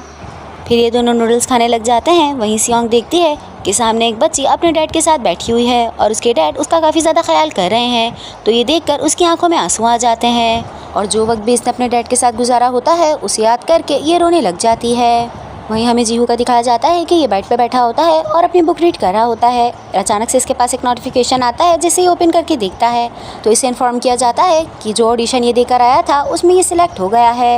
यह भी मैसेज ही रीड कर रहा होता है कि गेट खुलता है और सियोंग और जय अंदर चलते हुए आते हैं। ये दोनों आपस में बात कर रहे होते हैं तो जीहू फ़ौरन से इनकी तरफ बढ़ता है और इनसे पूछता है कि तुम दोनों अक्सर साथ ही घूम रहे होते हो और ये जो तुम्हारे हाथ में बैग्स हैं ये किस चीज़ के हैं, क्या तुमने ख़रीदे हैं? जय कहता है नहीं ये इम्पॉर्टेंट नहीं है। फिर सियोंग अपने बैग्स इसके हाथ से लेती है और अपने रूम में चली जाती है और ये देखकर जय को काफ़ी ज़्यादा बुरा भी लग रहा होता है। अब नेक्स्ट दिन सुबह का दिखाया जाता है कि सियोंग ऑफिस के लिए निकल रही होती है तो वो देखती है कि उसके रूम का डोर ख़राब हो रहा है और साथ ही उसका लॉक भी। तो ये एक पेपर लेती है और साइड में अड़ाकर चली जाती है। ये नीचे जाती है तो इसे जीहू नज़र आता है और इसे बताता है कि मैं अपने डैड के साथ फ़िशिंग के लिए जा रहा हूँ। सियोंग इसे पूछती है कि तुम वापस कब आओगे? तो ये मुस्कुराकर पूछता है क्यों, क्या तुम मुझे मिस कर रही हो? ये सुनकर सियोंग हंसने लग जाती है, फिर इसे अपने बैग से मारने लगती है। जीहू यहाँ से जाने लगता है लेकिन फिर अचानक रुक जाता है और कहता है कि जब मैं वापस आ जाऊँगा तो हम दोनों मूवी पे चलेंगे। ये कहने के बाद वो यहाँ से निकल जाता है और सियोंग अपने ऑफिस आ जाती है। ये जैसे ही ऑफिस में आती है सामने से जय चलते हुए आता है और इससे कहता है कि तुम कैसी हो? तो इस पर ये एकदम से शॉक्ड हो जाती है और बहुत हल्के से कहती है कि तुमने मुझसे कहा था कि ऑफिस में इसी तरह से रिएक्ट करना है कि हम दोनों एक दूसरे को नहीं जानते। वैसे भी तुम्हारी वजह से मुझे काफ़ी ज़्यादा प्रॉब्लम्स हो रही हैं। फिर कुछ देर बाद का दिखाया जाता है कि अपने ऑफिस वालों के लिए ड्रिंक लेने के लिए बाहर निकलते हैं तो जय और सियोंग एक गिमी बब शॉप के पास से गुजरते हैं। जय देखता है कि यहाँ पर तो एक बहुत ही लंबी लाइन लगी हुई है तो सियोंग से पूछता है कि ये कौन सी जगह है और यहाँ पर इतना रश क्यों है? तो सियोंग उसे बताती है कि यहाँ का खाना बहुत ही ज़्यादा फेमस है और साथ ही डिलीशियस भी, लेकिन इतनी लंबी लाइन होती है कि आज तक मैं इसे ट्राई नहीं कर पाई। मैं काफ़ी ज़्यादा क्यूरियस हूँ कि यहाँ का खाना कैसा होगा। ये दोनों बातें करते हुए यहाँ से निकल जाते हैं। अब हमें रात का सीन दिखाया जाता है कि ऑफिस का ऑफ हो जाता है और जय रास्ते से घर जा रहा होता है। वो सियोंग को मैसेज करता है और इससे पूछता है कि क्या तुम्हें घर नहीं जाना? तो सियोंग इससे कहती है कि हाँ मेरी भी छुट्टी हो गई है लेकिन मैं लाइब्रेरी जा रही हूँ अपने लिए कुछ बुक्स लेने। ये वही गिमी बब शॉप के पास से गुजरता है तो दिल में इसके ख्याल आता है कि सियोंग ने इससे कहा था कि वो काफ़ी ज़्यादा क्यूरियस है यहाँ का खाना ट्राई करने के लिए। पहले तो ये अपने दिल में सोचता है कि मैं इतना ज़्यादा अच्छा कैसे हो सकता हूँ, मैं किसी के लिए इतनी लंबी लाइन में नहीं लगूंगा। लेकिन फिर देखते ही देखते ये लाइन में लग जाता है और सियोंग के लिए गिमी बब बाय करता है। फिर ये घर आ जाता है और सियोंग का वेट करने लगता है कि अचानक से बारिश स्टार्ट हो जाती है। ये अपने दिल में सोचता है कि ज़रूरन वो अपने साथ अम्ब्रेला तो लेकर गई होगी, लेकिन फिर इसे ख्याल आ रहा होता है और ये बार बार सियोंग के लिए परेशान हो रहा होता है। वहीं सियोंग का दिखाया जाता है कि वो अपने साथ अम्ब्रेला लेकर नहीं आई होती और वहीं लाइब्रेरी के पास खड़े होकर बारिश रुकने का वेट कर रही होती है कि अचानक से उसे एक शख्स नज़र आता है। एंड गाइस ये कोई और नहीं बल्कि जय ही होता है। वो जैसी जय को देखती है इसके अम्ब्रेला के अंदर ही आ जाती है और इसे पूछती है कि तुम यहाँ पर क्यों आए हो? जय से झूठ बोल देता है कि मैं वॉक के लिए निकला था तो मुझे तुम्हारी लाइब्रेरी नज़र आ गई, मैंने सोचा यहीं वॉक करते हुए चला जाऊँ। जय इसे नहीं बताता कि इसे इसकी फ़िक्र हो रही थी जिसकी वजह से ये लाइब्रेरी तक इसे लेने के लिए आया है।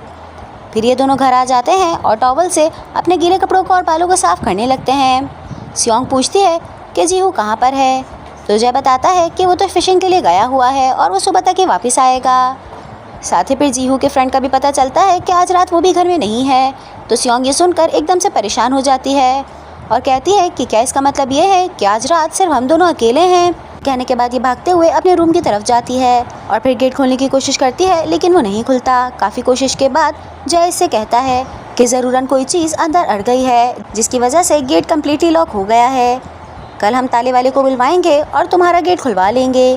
तो सियोंग इससे पूछती है कि जब तक मैं क्या करूँगी? जय से कहता है ज़ाहिर है मजबूरी है, हम दोनों ने साथ सोना पड़ेगा। सियोंग एकदम से गुस्सा करने लग जाती है और कहती है कि मैं तुम्हारे साथ नहीं सोऊंगी और ये कहने के बाद वो बेड की साइड पर भागती है। फिर वो सियोंग से कहता है कि अच्छा तुम जाओ और जाकर पहले नहा लो। तो सियोंग को ये सुनकर और भी गुस्सा आता है और वो कहती है कि तुम किस तरीके के अजीब सेंटेंस यूज़ कर रहे हो, मैं नहाने के लिए नहीं जा रही। तो इस पर जय कहता है चलो ठीक है, पहले मैं चला जाता हूँ, वैसे भी बारिश में मैं बहुत ज़्यादा भीग गया हूँ। ये कहने के बाद वॉशरूम में चला जाता है और सियोंग बाहर आकर बेड पर ही बैठ जाती है। फिर अचानक से उसकी नज़र पड़ती है तो वो देखती है कि यहाँ पर गेमी बप रखा हुआ है। लेकिन सियोंग को समझ आ जाता है कि उस जगह पर तो हमेशा रश ही रहता है, तो ये ज़रूरन लाइन में लग के मेरे लिए ख़रीद कर लाया है। और ये याद करके वो काफ़ी ज़्यादा खुश हो जाती है। जय वॉशरूम में होता है और शावर लेने के बाद वो अपना ड्रेस चेंज करता है कि अचानक से इसे फ्लोर पे नज़र आता है कि एक बहुत ही बड़ा सा कॉकरोच गुजर रहा है। और कॉकरोच को देखकर ये एकदम से डर जाता है। फिर फ़ौरन से भागते हुए वॉशरूम से निकलता है और सियोंग के पीछे चला जाता है। ये दोनों एक दूसरे को देखते हैं और ज़ोर ज़ोर से चीखने लग जाते हैं। जय सियोंग से कहता है कि प्लीज़ तुम वॉशरूम में जाओ और उस कॉकरोच को मार दो, मुझे बहुत ज़्यादा डर लग रहा है। सियोंग भी डर रही होती है और ये दोनों एक दूसरे के पीछे भाग रहे होते हैं। अचानक से सियोंग का पैर मुड़ता है और उसके हाथ से जय का टॉवल खुल जाता है। फिर ये दोनों एक दूसरे के ऊपर गिर जाते हैं। जय काफ़ी ज़्यादा नर्वस हो रहा होता है। फिर वो सियोंग से कहता है कि तुम अपनी आंखें बंद कर लो। सियोंग को समझ नहीं आता और वो पूछती है कि क्या तुम्हारा दिमाग ख़राब है जो मैं अपनी आंखें बंद कर लूँगी, ये किस किस्म की बातें कर रहे हो। तो जय कहता है कि क्या तुम चाहती हो कि मैं इसी तरीके से खड़े हो जाऊँ, मेरा टॉवल खुल चुका है। सियोंग नीचे की साइड पर देखती है और फिर बहुत ज़ोर से चीखती है, जल्दी से अपनी आंखों पे हाथ रख लेती है और जय फ़ौरन से खड़े होकर अपने रूम में भाग जाता है। अब रात का सीन दिखाया जाता है कि सियोंग बेड पर जबकि जय फ्लोर पर सो रहा होता है। इन दोनों को नींद नहीं आ रही होती और ये दोनों ही करवटें बदल रहे होते हैं कि अचानक से जय खांसना स्टार्ट हो जाता है। सियोंग इस आवाज़ देती है लेकिन फिर भी वो कोई जवाब नहीं देता। तो ये उठकर जाकर उसे देखती है कि जय को तो काफ़ी तेज़ बुखार हो रहा है। ये काफ़ी परेशान हो जाती है और उससे पूछती है कि तुमने मुझे कुछ बताया क्यों नहीं। इस पर जय कहता है कि हाँ, मैं बारिश में भीग गया था, उसी की वजह से फीवर हो गया है और ये इतनी बड़ी बात नहीं है, इसलिए तुम ज़्यादा ओवर एक्टिंग नहीं करो। तो सियोंग पानी लेकर बैठ जाती है और इसे ठंडे पानी की पट्टियाँ लगाने लगती है। इसकी पट्टियाँ लगाने से जय को काफ़ी ज़्यादा सुकून मिलता है। वो कहता है कि ये पट्टियाँ मेरे लिए काफ़ी ज़्यादा रिफ्रेशिंग हैं और इसी तरह से लेटे लेटे वो सो जाता है। सियोंग पूरी रात बैठकर इसी के सर पे पट्टियाँ रखती रहती है। जब सुबह जय की आँख खुलती है तो वो देखता है कि सियोंग बेड से लगकर वहीं पर बैठी हुई है और वहीं पर बैठे बैठे वो सो चुकी है। साथ ही ये सोचकर इसे काफ़ी अच्छा भी लग रहा होता है कि सियोंग ने पूरी रात बैठकर इसकी टेक केयर की है। ये उठकर बैठता है और सियोंग के चेहरे पे जो बाल आए होते हैं उन्हें हटाने लग जाता है। ये भी बाल ही हटा रहा होता है कि अचानक से सियोंग की आँख खुल जाती है और ये दोनों बड़ी हैरत से एक दूसरे को देखने लग जाते हैं। सियोंग की तो हरकतें ही देख के फील हो रहा होता है और शायद वो जानती भी है कि वो जय को पसंद करने लगी है, लेकिन जय इस बात को नहीं मानता और वो बार बार इस चीज़ को इग्नोर करता रहता है। नेक्स्ट पार्ट स्टार्ट होता है यहाँ से कि हमें सियोंग का दिखाया जाता है। ये किचन में खड़ी होती है और जय के लिए दलिया बना रही होती है। रेसिपी को फॉलो करते हुए इसे अचानक से सुबह का सीन याद आ जाता है। कुछ देर बाद जब खाना रेडी हो जाता है तो ये जय के पास लेकर आती है। जय दलिया को देख रहा होता है, फिर कहता है कि मुझे ऐसा लगता है कि पहले तुम्हें टेस्ट करना चाहिए, ये ना हो कि इसे खाने के बाद मेरी तबीयत और ज़्यादा ख़राब हो जाए। सियोंग इसके हाथ में स्पून पकड़ाती है और इसे कहती है कि चुपचाप इसे खा लो। जय को इसमें कोई भी फ्लेवर नहीं आता तो वो सियोंग से सॉस मंगाता है। सियोंग भाग भाग कर इसके काम कर रही होती है और जो भी ये मंगा रहा होता है वो फ़ौरन से इसे लाकर दे रही होती है। फिर अचानक से रुक जाती है और कहती है कि पानी तो तुम अपने लिए ले सकते हो। इस पर जय कहता है कि क्या तुम्हें नज़र नहीं आ रहा कि मैं कितना बीमार हूँ, प्लीज़ मुझे पानी ला कर दो। इवन के जब सियोंग पानी लाकर दे देती है तो ये खुद से नहीं पीता, बल्कि सियोंग से ही कहता है कि मुझे पानी पिला दो। अब नेक्स्ट सीन में हमें दिखाया जाता है कि जीहू अपने डैड के साथ फिशिंग से वापस आ जाता है। ये जैसे ही घर में एंटर होता है सियोंग इसे सामने ही नज़र आ जाती है और वो ज़मीन पर बैठकर ब्लैंकेट को फोल्ड कर रही होती है। फिर जीहू इससे पूछता है कि तुम ये क्या कर रही हो, कल रात तुम क्या यहाँ पर सोई थी। सियोंग एकदम से घबरा जाती है, फिर कहती है कि हाँ, मेरे रूम का जो दरवाज़ा है ना उसका लॉक ख़राब हो गया था और इसकी वजह से रूम नहीं खुला और मुझे यहीं पर सोना पड़ा। फिर पूछता है कि क्या कल रात तुम दोनों अकेले थे और जो मेरा दोस्त है वो कहाँ पर है। तो सियोंग कहती है मुझे नहीं पता, शायद वो अपने घर चला गया। खैर फिर हमें कुछ देर बाद के दिखाया जाता है कि जीहू को अपनी एकेडमी जाना होता है तो वो अपने रूम में आता है और देखता है कि सामने साइड टेबल पर वॉच रखी हुई है। वो ये देख के एकदम शॉक्ड हो जाता है और उसे याद आता है कि मेरी वॉच तो मेरे बैग में है। वो जल्दी से अपनी वॉच निकालता है और फिर इन दोनों वॉचेस को मैच करता है और मैच करने पे से पता चलता है कि ये वॉचेस तो बिल्कुल सेम है, इवन कि इसका टाइम भी एक ही साथ रुका हुआ है। ये भी काफ़ी हैरानी से वॉच को ही देख रहा होता है कि अचानक से पीछे से जय आ जाता है तो ये फ़ौरन से उसे वहीं पर रख देता है। जय कहता है कि देखो मुझे ऐसा लगता है कि अब हमें बात कर लेनी चाहिए। खैर अब नेक्स्ट सीन में हमें दिखाया जाता है कि जय और जीहू एक कैफ़े में बैठे होते हैं। जय कहता है कि देखो मैं तुमसे बात करना चाहता हूँ। जब तुमने मुझसे पूछा था तो हालांकि मुझे इस बारे में पता था, लेकिन फिर भी मैंने तुमसे झूठ बोला। जीहू लगातार इसी की वॉच को देख रहा होता है और फिर इसकी बात सुनता है और कहता है कि तुमने मुझसे क्या झूठ बोला है।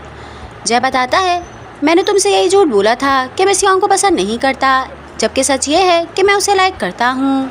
जीहू इसकी बात सुनता है लेकिन उसे कोई भी हैरानी नहीं होती। वो कहता है हाँ मुझे पहले से ही पता था, और ये कहने के बाद वो फ़ौरन से यहाँ से चला जाता है। फिर ये घर आ जाता है और अपनी वॉच को हाथ में लेकर बैठ जाता है। फिर पूरे टाइम के बारे में याद करता है कि जब जय यहाँ पर आया था और वो कहता था कि मैं पास से आया हूँ। कोई भी उसकी बात का यकीन नहीं करता था, लेकिन अब जीहू को ये बातें अजीब लगने लगती हैं। वो सोच रहा होता है कि हम दोनों के पास एग्जैक्ट सेम घड़ी कैसे है, जबकि मेरी घड़ी तो 20 साल पुरानी है। में जाकर दिखाया जाता है कि ऑफिस में बैठा होता है, लेकिन इसका ध्यान बिल्कुल भी काम पर नहीं होता। ये बस उस रात जीहू से की हुई बात के बारे में ही सोच रहा होता है। जब ये उसे बताता है कि मैं सियोंग को पसंद करने लगा हूँ, तो जीहू इसे कहता है कि हाँ मुझे अच्छे से पता है कि तुम उसे पसंद करते हो, लेकिन मुझे नहीं पता तुम्हें अपनी फीलिंग्स को चेंज करना होगा। मैं चाहता हूँ कि तुम सियोंग को पसंद ना करो। ये अपने ही ख्यालों में गुम होता है और इसी के साथ हमें नेक्स्ट सीन दिखाया जाता है। ये वेंडिंग मशीन से अपने लिए ड्रिंक निकाल रहा होता है, इतने में पीछे से सियोंग आ जाती है और इसे कहती है कि जब उस दिन मैं अकेले खाना खाने के लिए चली गई थी तो तुमने मुझसे कहा था कि मैं बहुत ही ज़्यादा डिसलॉयल हूँ और अब से हम दोनों साथ खाना खाने के लिए जाएंगे। फिर अब तुम्हें क्या हुआ, आज तुम अकेले ही खाना खाने के लिए चले गए। जैस की तरफ देखता है और बहुत ही उतरे हुए चेहरे के साथ कहता है कि नहीं, बस मैं वो मजाक कर रहा था, शायद तुम्हें कोई मिसअंडरस्टैंडिंग हो गई होगी। तुम जब चाहो अपना जाके खाना खा सकती हो, तुम्हें मेरा वेट करने की ज़रूरत नहीं है। सियोंग को इस बात से काफ़ी ज़्यादा हैरत होती है और वो इससे पूछती है कि क्या तुम मुझसे नाराज़ हो, अगर मेरी कोई बात बुरी लगी है तो प्लीज़ मुझे बताओ। लेकिन जय कुछ भी नहीं कहता और अपनी ड्रिंक लेने के बाद यहाँ से चला जाता है। इवन के रात में जब ये घर आता है तो सियोंग इसे खाने का पूछती है, लेकिन उसे इग्नोर करने के चक्कर में ये झूठ बोल देता है और कहता है कि नहीं, मैं खाना खा कर आया हूँ। सियोंग पूरी रात जय के लिए परेशान रहती है कि वो ऐसा क्यों कर रहा है। इवन के अपने दिल में सोचती है कि मैं जय के बारे में इतना क्यों सोच रही हूँ, लेकिन फिर भी वो अपनी थिंकिंग पे कंट्रोल नहीं कर पाती। अब नेक्स्ट दिन सुबह ऑफिस का दिखाया जाता है कि जय जब ऑफिस जाता है तो उसे कहीं पर भी सियोंग नज़र नहीं आती। इवन के वो उस ऑफिस में जाकर भी देखता है तो सियोंग वहाँ पर भी नहीं होती। ये भी उसी को ढूंढ रहा होता है कि इतने में पीछे से मैनेजर आ जाते हैं और वो इसको बताते हैं कि सियोंग एक कैफ़े में गई हुई है, वहाँ पर कोई इवेंट होने वाला है। वहीं सियोंग और बाकी लड़कियों को दिखाया जाता है कि आज एमजे का फैन साइन इवेंट होता है, तो ये लोग उसकी तैयारी कर रही होती हैं। जय यहाँ पर आता है और वो शीशे से सियोंग को देखने लग जाता है, लेकिन क्योंकि अंदर का बाहर नज़र नहीं आता तो सभी लड़की अंदर इसे देखकर हंस रही होती हैं। सियोंग जैसे इसे देखती है वो फ़ौरन से बाहर निकल कर आ जाती है और इससे पूछती है कि क्या तुम यहाँ पर मेरे लिए आए हो। तो इस पर जय कहता है कि नहीं, मैं तुम्हारे लिए क्यों आऊँगा, ये कैफ़े है तो ज़ाहिर है मैं कॉफ़ी लेने के लिए आया था। तो सियोंग कहती है क्या तुम्हें नज़र नहीं आ रहा कि आज कैफ़े बंद है। जैस की बात सुनता है और फिर फ़ौरन से यहाँ से जाने लगता है, तो सियोंग इसका हाथ पकड़ लेती है और कहती है कि क्या तुम मुझसे नाराज़ हो, मेरी कोई बात बुरी लगी है तो प्लीज़ मुझसे बात करो, ये बच्चों वाली हरकतें ना करो। तो जय कहता है मुझे तुम्हारी कोई बात बुरी क्यों लगेगी, और ये कहने के बाद अपना हाथ छुड़वाता है और यहाँ से चला जाता है। सियोंग को इसका ये रवैया काफ़ी ज़्यादा तकलीफ दे रहा होता है कि जय मेरे साथ इस तरह से क्यों कर रहा है। रात में ही घर आ जाता है और इसे काफ़ी ज़्यादा गिल्टी फील हो रहा होता है कि उसे सियोंग से इस तरह से बात नहीं करनी चाहिए थी। काफ़ी देर तक ये बैठा रहता है और बस इसी के बारे में सोच रहा होता है कि इतने में यहाँ पर जीहू का फ्रेंड आ जाता है और इससे पूछता है कि आज तुम जल्दी घर आ गए, वैसे तो तुम इतनी जल्दी घर नहीं आते। फिर बातों बातों में वो सियोंग की बात भी करने लगता है, जिसकी वजह से जय को काफ़ी ज़्यादा गिल्टी फील हो रहा होता है। ये खड़े होता है और कहता है कि मैं बाहर जा रहा हूँ थोड़ी सी हवा खाने, फ्रेश एयर लूँगा तो मेरी तबीयत ठीक हो जाएगी। ये बाहर निकलता है और अभी वॉक ही कर रहा होता है कि इतने में हल्की फुल्की बारिश स्टार्ट हो जाती है। देखते ही देखते बारिश तेज़ होती है तो ये भागते हुए एक पेड़ के नीचे जाके खड़े हो जाता है। बराबर में देखता है कि यहाँ पर तो सियोंग खड़ी हुई है। वो इससे पूछती है कि तुम यहाँ पर क्या कर रहे हो। तो जय कहता है कि मैं यहाँ पर ठंडी हवा खाने के लिए आया था। फिर इसे देखता है और भागते हुए यहाँ से चला जाता है। सियोंग को लगता है कि शायद ये चला गया है, लेकिन कुछ ही देर में ये वापस आता है और साथ ही सियोंग के हाथ में एक अम्ब्रेला देता है। सियोंग इसे साथ चलने का कहती है, जिस पर ये झूठ बोल के मना कर देता है और कहता है मेरी किसी और के साथ मीटिंग है। फिर सियोंग आगे से बहस नहीं करती और अम्ब्रेला लेकर यहाँ से जाने लगती है। ये कुछ देर तक पीछे खड़े रहता है और उसे देखता रहता है, लेकिन फिर अचानक से जाकर भागते हुए सियोंग को गेस कर देता है। इसी के साथ हमें उन सारी सीन्स के बारे में दिखाया जाता है जब जब सियोंग जय के पास आई थी और इसने बहुत ही बेदर्दी से उसे मना कर दिया था। अब बस वही सीन्स हो रहे होते हैं, लेकिन इस बार जय उसे हर चीज़ के लिए हाँ कह रहा होता है। ये दोनों साथ बहुत ही ज़्यादा खुश नज़र आते हैं और इनकी जोड़ी काफ़ी ज़्यादा क्यूट भी लग रही होती है। लेकिन फिर अचानक से हमें पता चलता है कि जय ये सब कुछ अपने ही ख्यालों में सोच रहा था और ऐसा कुछ भी नहीं हो रहा। इवन कि वो सियोंग को किस भी नहीं कर रहा है, वो बस पीछे खड़े होकर सियोंग को देखते हुए ये सब कुछ सोच रहा होता है। अब नेक्स्ट सीन में दिखाया जाता है कि काफ़ी देर गुजर चुकी होती है। सियोंग घर आके फ्रेश होके बैठती है तो वो देखती है कि जय तो अभी भी घर नहीं आया और ये सुनने के बाद वो काफ़ी ज़्यादा परेशान हो जाती है। वहीं जय का दिखाया जाता है कि वो बारिश में भीगते हुए हल्के हल्के कुछ सोचते वो चल रहा होता है। अचानक से सामने देखकर रुक जाता है और यहाँ पर सियोंग खड़ी होती है। वो फ़ौरन से अम्ब्रेला लेकर इसके करीब आती है और इससे पूछती है कि तुम्हें क्या हुआ है, कोई परेशानी है तो प्लीज़ मुझे बताओ। जय इसको देखते हुए कुछ भी नहीं कह पाता। वो फ़ौरन से सियोंग को अपने करीब करता है और इसे हक कर लेता है। सियोंग ये देखकर एकदम से हैरान हो जाती है और उसे कुछ भी समझ नहीं आ रहा होता कि ये सब कुछ क्या हो रहा है। अब हमें कुछ देर बाद का सीन दिखाया जाता है कि ये दोनों कैफ़े में बैठे होते हैं और साथ ही हॉट कॉफ़ी पी रहे होते हैं। सियोंग लगातार इसे देख रही होती है लेकिन जय कुछ भी नहीं कहता, तो आखिर इसे पूछ ही लेती है कि तुम्हें क्या हुआ है, तुम कब से मुझे बस देख रहे हो लेकिन कुछ भी नहीं कह रहे। फिर आखिरकार जय अपनी खामोशी को तोड़ता है और इसे कहता है कि पहले तो मुझे कुछ भी समझ नहीं आ रहा था, लेकिन तुम्हें देखने के बाद अब सब कुछ क्लियर हो गया है। पहले मैं समझता था कि शायद मैं गलत हूँ और शायद ही बहुत ज़्यादा खुदगर्ज भी, लेकिन अब मैं तुम्हें बताना चाहता हूँ कि मैं तुम्हें बहुत ज़्यादा लाइक करता हूँ, अभी से नहीं काफ़ी पहले से, और तुम जानते हो कि मैं झूठ नहीं बोलता। ये यहाँ पर सियोंग के आगे कॉन्फेस कर देता है। वहीं सियोंग एकदम से शॉक्ड हो जाती है कि ये सब कुछ क्या हो रहा है, लेकिन जिस तरह से उसने जीहू को इनकार किया था वो जय को नहीं करती। इसे देखकर साफ पता चल रहा होता है कि कहीं ना कहीं इसके दिल में जय के लिए फीलिंग्स हैं। अब नेक्स्ट सीन हमें जीहू का दिखाया जाता है कि अपने रूम में खड़े होता है कि अचानक से फ़ोन रिंग करता है। ये देखता है कि ये मेरा फ़ोन नहीं बल्कि जय का फ़ोन है, तो ये बिना सोचे समझे उसकी कॉल पिक कर लेता है। वहीं सामने दूसरी साइड से योनजे का नाम पुकारा जाता है, जो कि जीहू अच्छे से जानता है कि ये नेम मेरे फादर का था। वो जैसे ये नेम सुनता है वो एकदम से शॉक्ड हो जाता है। फिर वो नंबर चेक करता है तो ये कॉल उसी के डैड की तरफ से आ रही होती है, तो ये देखकर ये और भी ज़्यादा शॉक्ड हो जाता है। ये फ़ौरन से अपने डैड के पास जाता है और उन्हें मजबूरन जीहू को सब कुछ बताना पड़ता है। वो इसे बता देते हैं कि मैं तुम्हारा रियल फादर नहीं बल्कि जय तुम्हारा रियल फादर है। वो 20 साल पहले गायब हो गया था और अब अचानक से वो यहाँ पर आ गया है। सुनने में ये बात बिल्कुल इम्पॉसिबल लगती है लेकिन यही सच है। जीहू कहता है मेरा कोई भी डैड नहीं है, क्योंकि जब वो मुझे छोड़ के चले गए और उन्होंने मेरी मॉम का ख्याल भी नहीं रखा तो मैं उसे अपना डैड नहीं कह सकता। और उन्हें ये बात कभी भी मत बताइएगा कि उनके बारे में मैं जान चुका हूँ। घर पे वापसी आते हुए एक अजीब सी खामोशी होती है, तो जय इस खामोशी को तोड़ता है और सियोंग से कहता है कि जब तुम्हें पता है कि तुम खुले बालों में इतनी खूबसूरत लगती हो तो फिर बालों को टाई करके क्यों रखती हो। सियोंग इसकी बात का उखड़ा सा जवाब देती है और कहती है कि गर्मी बहुत ज़्यादा है और इस गर्मी में कोई भी बाल खोल के नहीं रख सकता। ये भी बोली रही होती है कि अचानक से पीछे से गाड़ी आ जाती है। जय पीछे मुड़कर देखता है और सियोंग को अपनी तरफ खींचता है। गाड़ी यहाँ से गुजर जाती है और जय इसका हाथ नहीं छोड़ता। सियोंग पीछे से मुस्कुरा रही होती है और उसको जय का हाथ पकड़ना बिल्कुल भी बुरा नहीं लगता। फिर ये दोनों हाथ पकड़ते हुए घर चले जाते हैं। अब नेक्स्ट डे ऑफिस का सीन दिखाया जाता है कि सियोंग जब वॉशरूम में फ्रेश होने के लिए आती है तो वो शीशे के आगे खड़ी हो जाती है। वो अपने आप को देखती है और उसको जय की बात याद आती है। पहले तो वो इस चीज़ को इग्नोर करती है लेकिन फिर अपने बाल खोलकर चेक करती है तो ये वाकई काफ़ी ज़्यादा प्रिटी लग रही होती है। ये भी यहाँ से बाहर जा रही होती है कि इसकी कुलीग अंदर आ जाती है। ये जैसी उसे देखती है इसे अजीब सा फील होता है, फिर फ़ौरन से अपने बालों को बांध लेती है। आज सियोंग काफ़ी ज़्यादा थक जाती है और थोड़ी थोड़ी देर के बाद इसे अपने काम से उठकर जाना पड़ता है। ये काफ़ी ज़्यादा थका हुआ फील कर रही होती है कि इतने में सामने से जय आ जाता है। फिर ये उससे बोलती है कि यार मैं बहुत थक गई हूँ और मेरा कॉफ़ी पीने का दिल चाह रहा है, लेकिन वो नहीं पी सकती क्योंकि अगर मैं कॉफ़ी पीने के लिए गई तो मेरा टाइम निकल जाएगा और मुझे एक और काम निपटाना है। जय के माइंड में आता है कि एमजे का जो मैनेजर है उसके ऑफिस में एक कॉफ़ी मशीन रखी हुई है। ये फ़ौरन से जाता है और सियोंग के ऑफिस में वो मशीन रख देता है। फिर इसकी कुलीग से कहता है कि तुम लोग भी जब चाहो इसमें से कॉफ़ी पी सकते हो। फिर जय अपने ऑफिस में आ जाता है और यहाँ पर आकर लैपटॉप यूज़ करने लगता है। अभी वो लैपटॉप यूज़ ही कर रहा होता है कि इतने में एमजे यहाँ पर आ जाता है। वो देखता है कि उसके मैनेजर यहाँ पर नहीं है तो वो फ़ौरन यहाँ से जाने लगता है। जय कहता है कि नहीं तुम यहीं पर रुक जाओ, हम दोनों ने अब बात कर लेनी चाहिए। वो एमजे को बताता है कि जो सॉन्ग्स तुम अब तक प्ले कर रहे हो वो तुम्हारे लिखे हुए नहीं हैं, तुम अच्छे से जानते हो, बल्कि वो सारे सॉन्ग्स मैंने ही लिखे थे।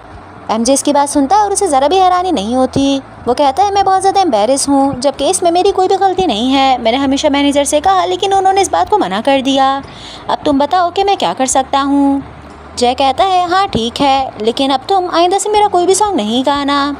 तो इस पर एमजे कहता है कि मैं सॉन्ग लिखना चाहता हूँ वरना तो मेरा कैरियर ख़त्म हो जाएगा, क्या तुम प्लीज़ मुझे नहीं सिखा सकते। पहले तो जय मना करता रहता है लेकिन फिर वो मान जाता है। अब ऑफिस से जाने का टाइम हो जाता है तो सियोंग यहाँ से जाने लगती है कि अचानक से उसकी बेस्ट फ्रेंड आ जाती है। ये उसकी बेस्ट फ्रेंड होती है जो कि पहले कभी सियोंग के बॉयफ्रेंड को उसे चुरा लेती है और इसकी वजह से सियोंग का बॉयफ्रेंड उसे छोड़ देता है। ये दोनों यहाँ बात कर रही होती हैं कि इनकी बातें जय सुन लेता है। वो पीछे से आता है और इस तरह से रिएक्ट करता है कि जैसे वो सियोंग का बॉयफ्रेंड है। इसकी दोस्त कहती है कि अच्छा ये तुम्हारा बॉयफ्रेंड है, चलो हम लोग साथ लंच करने के लिए चलते हैं। सियोंग मना करने लगती है लेकिन जय हाँ कह देता है। फिर ये लोग बाहर निकलते हैं तो जय सियोंग के लिए कार का फ्रंट डोर खोलता है। इसकी बेस्ट फ्रेंड ये सब कुछ देख रही होती है और साथ ही उसे काफ़ी अजीब सा फील हो रहा होता है। ये लोग जब रेस्टोरेंट पहुंचते हैं तो जय सियोंग के लिए चेयर पुल करता है। वो इसे इतने अच्छे से ट्रीट कर रहा होता है कि इसकी बेस्ट फ्रेंड इन दोनों को देखकर जेलस भी फील कर रही होती है कि सियोंग को इतना अच्छा लड़का कैसे मिल गया। खाना खाने के बाद वो कहती है कि मुझे तुम लोगों से मिलकर बहुत अच्छा लगा, हमें फिर से एक मर्तबा मिलना चाहिए। तो इस पर जय फ़ौरन से मना कर देता है और कहता है कि नहीं, हम तुमसे नहीं मिलना चाहते। फिर फ़ौरन खड़े होता है और सियोंग का हाथ पकड़कर इसे बाहर लेकर चला जाता है। बाहर जाने के बाद वो शीशे से इसको देख रहा होता है और काफ़ी ज़्यादा हंसता भी है। सियोंग को खुद भी काफ़ी ज़्यादा अच्छा फील हो रहा होता है लेकिन वो जय से कहती है कि तुम कितने ज़्यादा चाइल्डिश हो। जय कहता है चाइल्डिश होना बेहतर है लेकिन मैं तुम्हें सैड नहीं देख सकता। सियोंग इसकी बातें सुन रही होती है और इसे और भी ज़्यादा अच्छा फील होता है। अब नेक्स्ट डे का सीन दिखाया जाता है कि जय कंपोजिंग रूम में बैठा होता है। इतने में सियोंग यहाँ पर आती है तो ये पूछता है कि तुम यहाँ पर क्यों आई हो। सियोंग मुस्कुराते हुए कहती है कि ये वो फाइल है जो आपने मंगाई थी तो मैं वही लेकर आई हूँ। फिर ये से पूछता है अच्छा मुझे एक बात बताओ, क्या तुम्हें गाना आता है। सियोंग कहती है नहीं, मुझे थोड़ा सा ही आता है, मैंने कभी बचपन में गाया होगा, उसके बाद तो कभी नहीं गाया। फिर जय कहता है अच्छा ये एक सॉन्ग है, तुम अंदर जाओ और ये वहाँ पर जाके गा दो ताकि मुझे भी पता चल जाए कि इसमें क्या मिस्टेक्स है और क्या नहीं। पहले तो सियोंग काफ़ी ज़्यादा नर्वस हो रही होती है लेकिन जब वो गाना गाना स्टार्ट करती है तो वो बहुत ही अच्छे तरीके से गाना गा लेती है।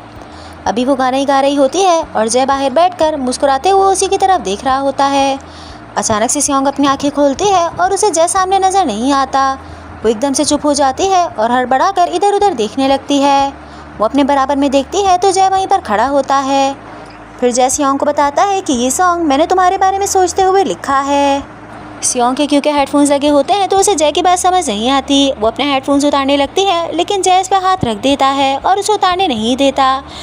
फिर लिपसिंग करते हुए सियोंग को अपनी बात समझाने की कोशिश करने लगता है। सियोंग को इसकी बात समझ आ जाती है और वो बस इसी को देखने लगती है कि जय आगे बढ़ता है और वो सियोंग को किस कर देता है। सियोंग ये बात अच्छे से जानती है कि सिर्फ और सिर्फ जय ही नहीं बल्कि जीहू भी इसे बहुत ज़्यादा पसंद करता है और अगर अब वो उन दोनों के साथ रही तो कुछ ना कुछ गलत हो जाएगा। वो अपनी कुलीग से बात करती है और रेंट पे घर लेने के बारे में सोच लेती है। आज उसकी कुलीग से बता देती है कि कुछ ही दिन में तुम्हें वो घर मिल जाएगा तो तुम्हें शिफ्ट करना होगा। ये सुनकर वो सैड हो जाती है। फिर रात में घर आकर सबके लिए बारबेक्यू प्रिपेयर करती है। ये तीनों ही हैरान हो जाते हैं और इसे पूछते हैं कि आज ऐसी क्या बात है कि तुमने हम सबके लिए बारबेक्यू प्रिपेयर किया है। तो सियोंग कहती है मुझे ऐसा लगा कि तुम सब लोग थक गए हो तो तुम लोग को चीयर अप करने के लिए किया है। ये सब लोग बैठकर साथ बारबेक्यू करते हैं और काफ़ी ज़्यादा एंजॉय भी करते हैं। सियोंग कहती है कि हम लोग इस टाइम को काफ़ी ज़्यादा मिस करेंगे, चलो एक काम करते हैं हम लोग एक पिक्चर साथ ले लेते हैं। जो कैमरा इसने जीहू को गिफ्ट किया था वो अपना कैमरा लेकर आ जाता है। फिर ये लोग मिलकर काफ़ी ज़्यादा पिक्चर्स क्लिक करते हैं। फिर रात में सियोंग जीहू को भी बता देती है कि वो कल इस घर से चली जाएगी। पहले तो जीहू को ये सुनकर काफ़ी ज़्यादा अजीब लगता है लेकिन सियोंग जब उसे बताती है कि देखो हम लोग फ्रेंड्स हैं और हम हमेशा अच्छे फ्रेंड्स ही रहेंगे, अब मैं चाहती हूँ कि मैं अपने बलबूते पे कुछ करूँ तो प्लीज़ तुम मुझे मना ना करना। ये बात सुनकर फिर जीहू खुश हो जाता है और वो कुछ भी नहीं कहता। अब नेक्स्ट दिन सुबह का दिखाया जाता है कि सियोंग ऑफिस जाती है और वहाँ पर जय को देखने लगती है लेकिन आज जय ऑफिस नहीं आया होता। वो हर जगह पर उसे देखती है लेकिन जय उसे कहीं पे भी नहीं मिलता। अब रात में जब वो घर आ रही होती है तो बस जय के बारे में ही सोच रही होती है कि आज वो ऑफिस क्यों नहीं आया। वो अपने अपार्टमेंट में पहुँचती है लेकिन देखती है कि यहाँ का गेट तो ऑलरेडी खुला हुआ है। ये जैसे ही अंदर जाती है इसे किसी की आहट महसूस होती है। ये किचन से फ्राई पैन उठाती है और जाकर उसके मुंह पे मार देती है लेकिन जब ये उस बंदे का फेस देखती है तो हैरान रह जाती है क्योंकि ये कोई और नहीं बल्कि जय होता है। जय के फेस पे बहुत ज़ोर से लगती है और वो अपना फेस पकड़ बैठ जाता है। सियोंग उससे पूछती है कि तुम इतनी रात में मेरे घर पे क्या कर रहे हो। तो जय बताता है कि मैं सुबह से यहाँ पर आया हुआ हूँ, मैंने सोचा कि तुम्हारी हेल्प कर दूँगा और तुम्हारा सारा घर साफ़ कर दूँगा। ये अपनी नज़र घुमाती है तो इसे नज़र आता है कि इसका घर बिल्कुल साफ़ सुथरा हो रहा होता है। हर चीज़ अपनी जगह पर सेट नज़र आती है जैसे कि ऑलरेडी कोई यहाँ पर रहता हो। फिर ये जैसे कहती है कि तुमने आज मेरी काफ़ी ज़्यादा हेल्प कर दी है, तो अब तुम खाना खाकर ही जाओगे। ये जल्दी से खड़े हो जाती है और उसके लिए खाना बनाने लगती है। जय को खाना बहुत ज़्यादा पसंद आता है और वो कहता है कि मैंने काफ़ी टाइम से घर का इस तरह का बना हुआ खाना नहीं खाया था। फिर जय से अपने बचपन की स्टोरी सुनाता है कि मेरा एक दोस्त था, उसके पेरेंट्स बचपन में ही मर गए और वो हमेशा अकेला रहा। कोई भी उसका दोस्त नहीं बनता था क्योंकि वो गुस्से का काफ़ी ज़्यादा तेज़ था, लेकिन उसका सिर्फ एक ही क्रेज़ था और वो है म्यूज़िक। वो हमेशा बस म्यूज़िक ही सुनता रहता था और अपनी लाइफ में आगे बढ़ना चाहता था। सियोंग समझ जाती है कि ये किसी और की नहीं बल्कि अपनी ही बात कह रहा है। फिर इससे पूछती है कि अब वो लड़का कैसा है। ये कुछ देर सोचने के बाद बताता है कि नहीं, अब वो लड़का अकेला नहीं है और उसे अच्छा खाना खाने के लिए भी मिलता है। इसके जाने के बाद सियोंग वॉशरूम में जाती है और ब्रश करने लगती है। अचानक से उसकी नज़र साइड पर पड़ती है तो वो देखती है कि यहाँ पर जय की पिक्चर लगी हुई है। फिर ये जाती है और जहाँ जहाँ पर भी ये जा रही होती है वहाँ कहीं ना कहीं जय की पिक्चर लगी होती है। जय ने जीहू के कैमरा से काफ़ी सारी पिक्चर्स ली थी और उनका प्रिंट आउट निकाल लिया था। आते के साथ ही उसने सियोंग के घर पे लगा दिया था ताकि उसे लोनली फील ना हो। अब नेक्स्ट दिन सुबह का दिखाया जाता है कि सियोंग ऑफिस जाने से पहले जीहू के घर आती है। वहीं हमें जीहू का दिखाया जाता है कि वो अपने एकेडमी जाने की तैयारी कर रहा होता है। इतने में उसके पास जय आ जाता है। ये दोनों भी बात ही कर रहे होते हैं कि अचानक से जीहू कहता है कि देखो, मुझे अच्छे से पता चल गया है कि तुम कोई और नहीं बल्कि योंजे हो।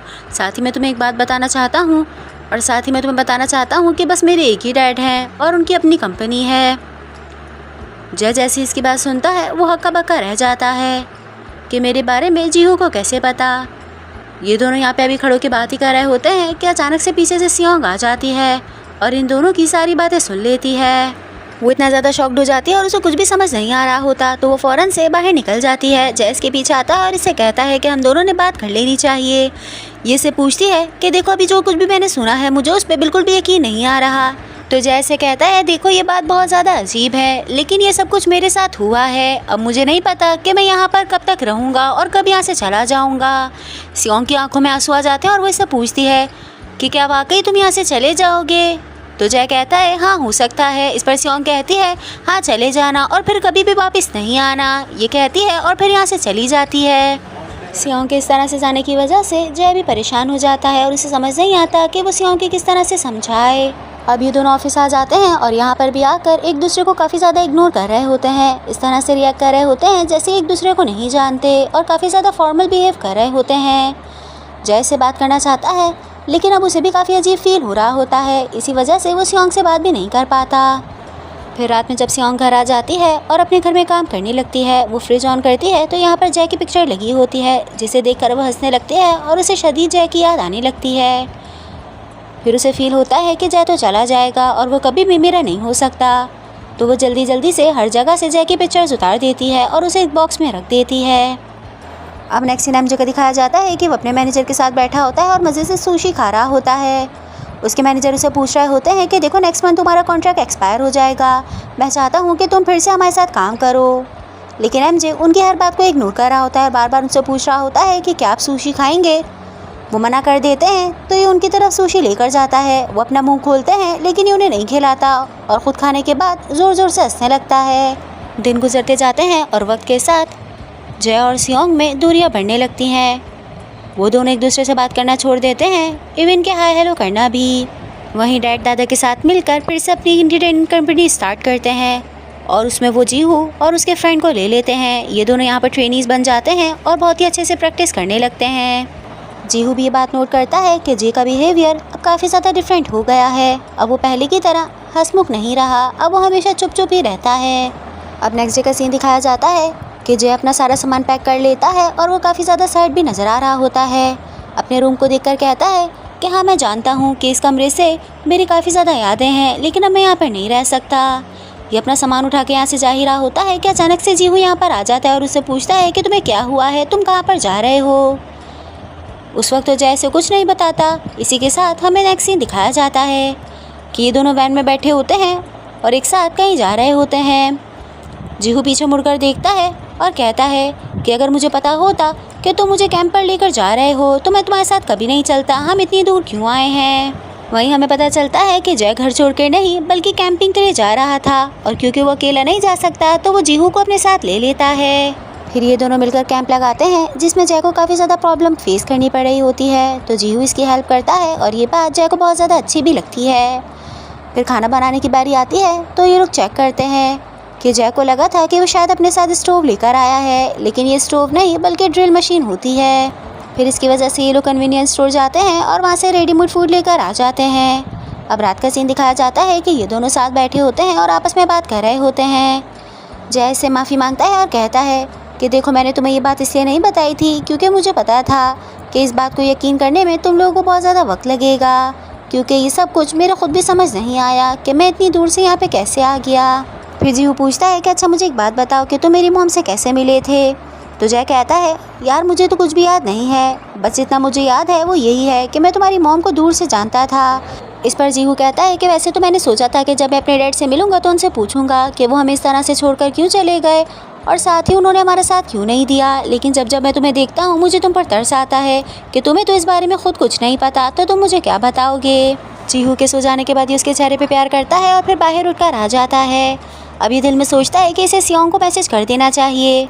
ये जैसे ही सियोंग को मैसेज करता है, सियोंग देखकर हैरान हो जाती है और साथ ही उसे खुशी भी होती है, लेकिन फिर वो अपने आप को काम डाउन करती है और रिप्लाई करती है कि हाँ क्या हुआ, मैं भी पढ़ रही थी। फिर ये सियोंग को मैसेज करता है और इससे कहता है कि देखो, हमेशा अपने प्रेजेंट में खुश रहना, अगर फ्यूचर का सोचती रहोगी तो प्रेजेंट में हमेशा परेशान रहोगी।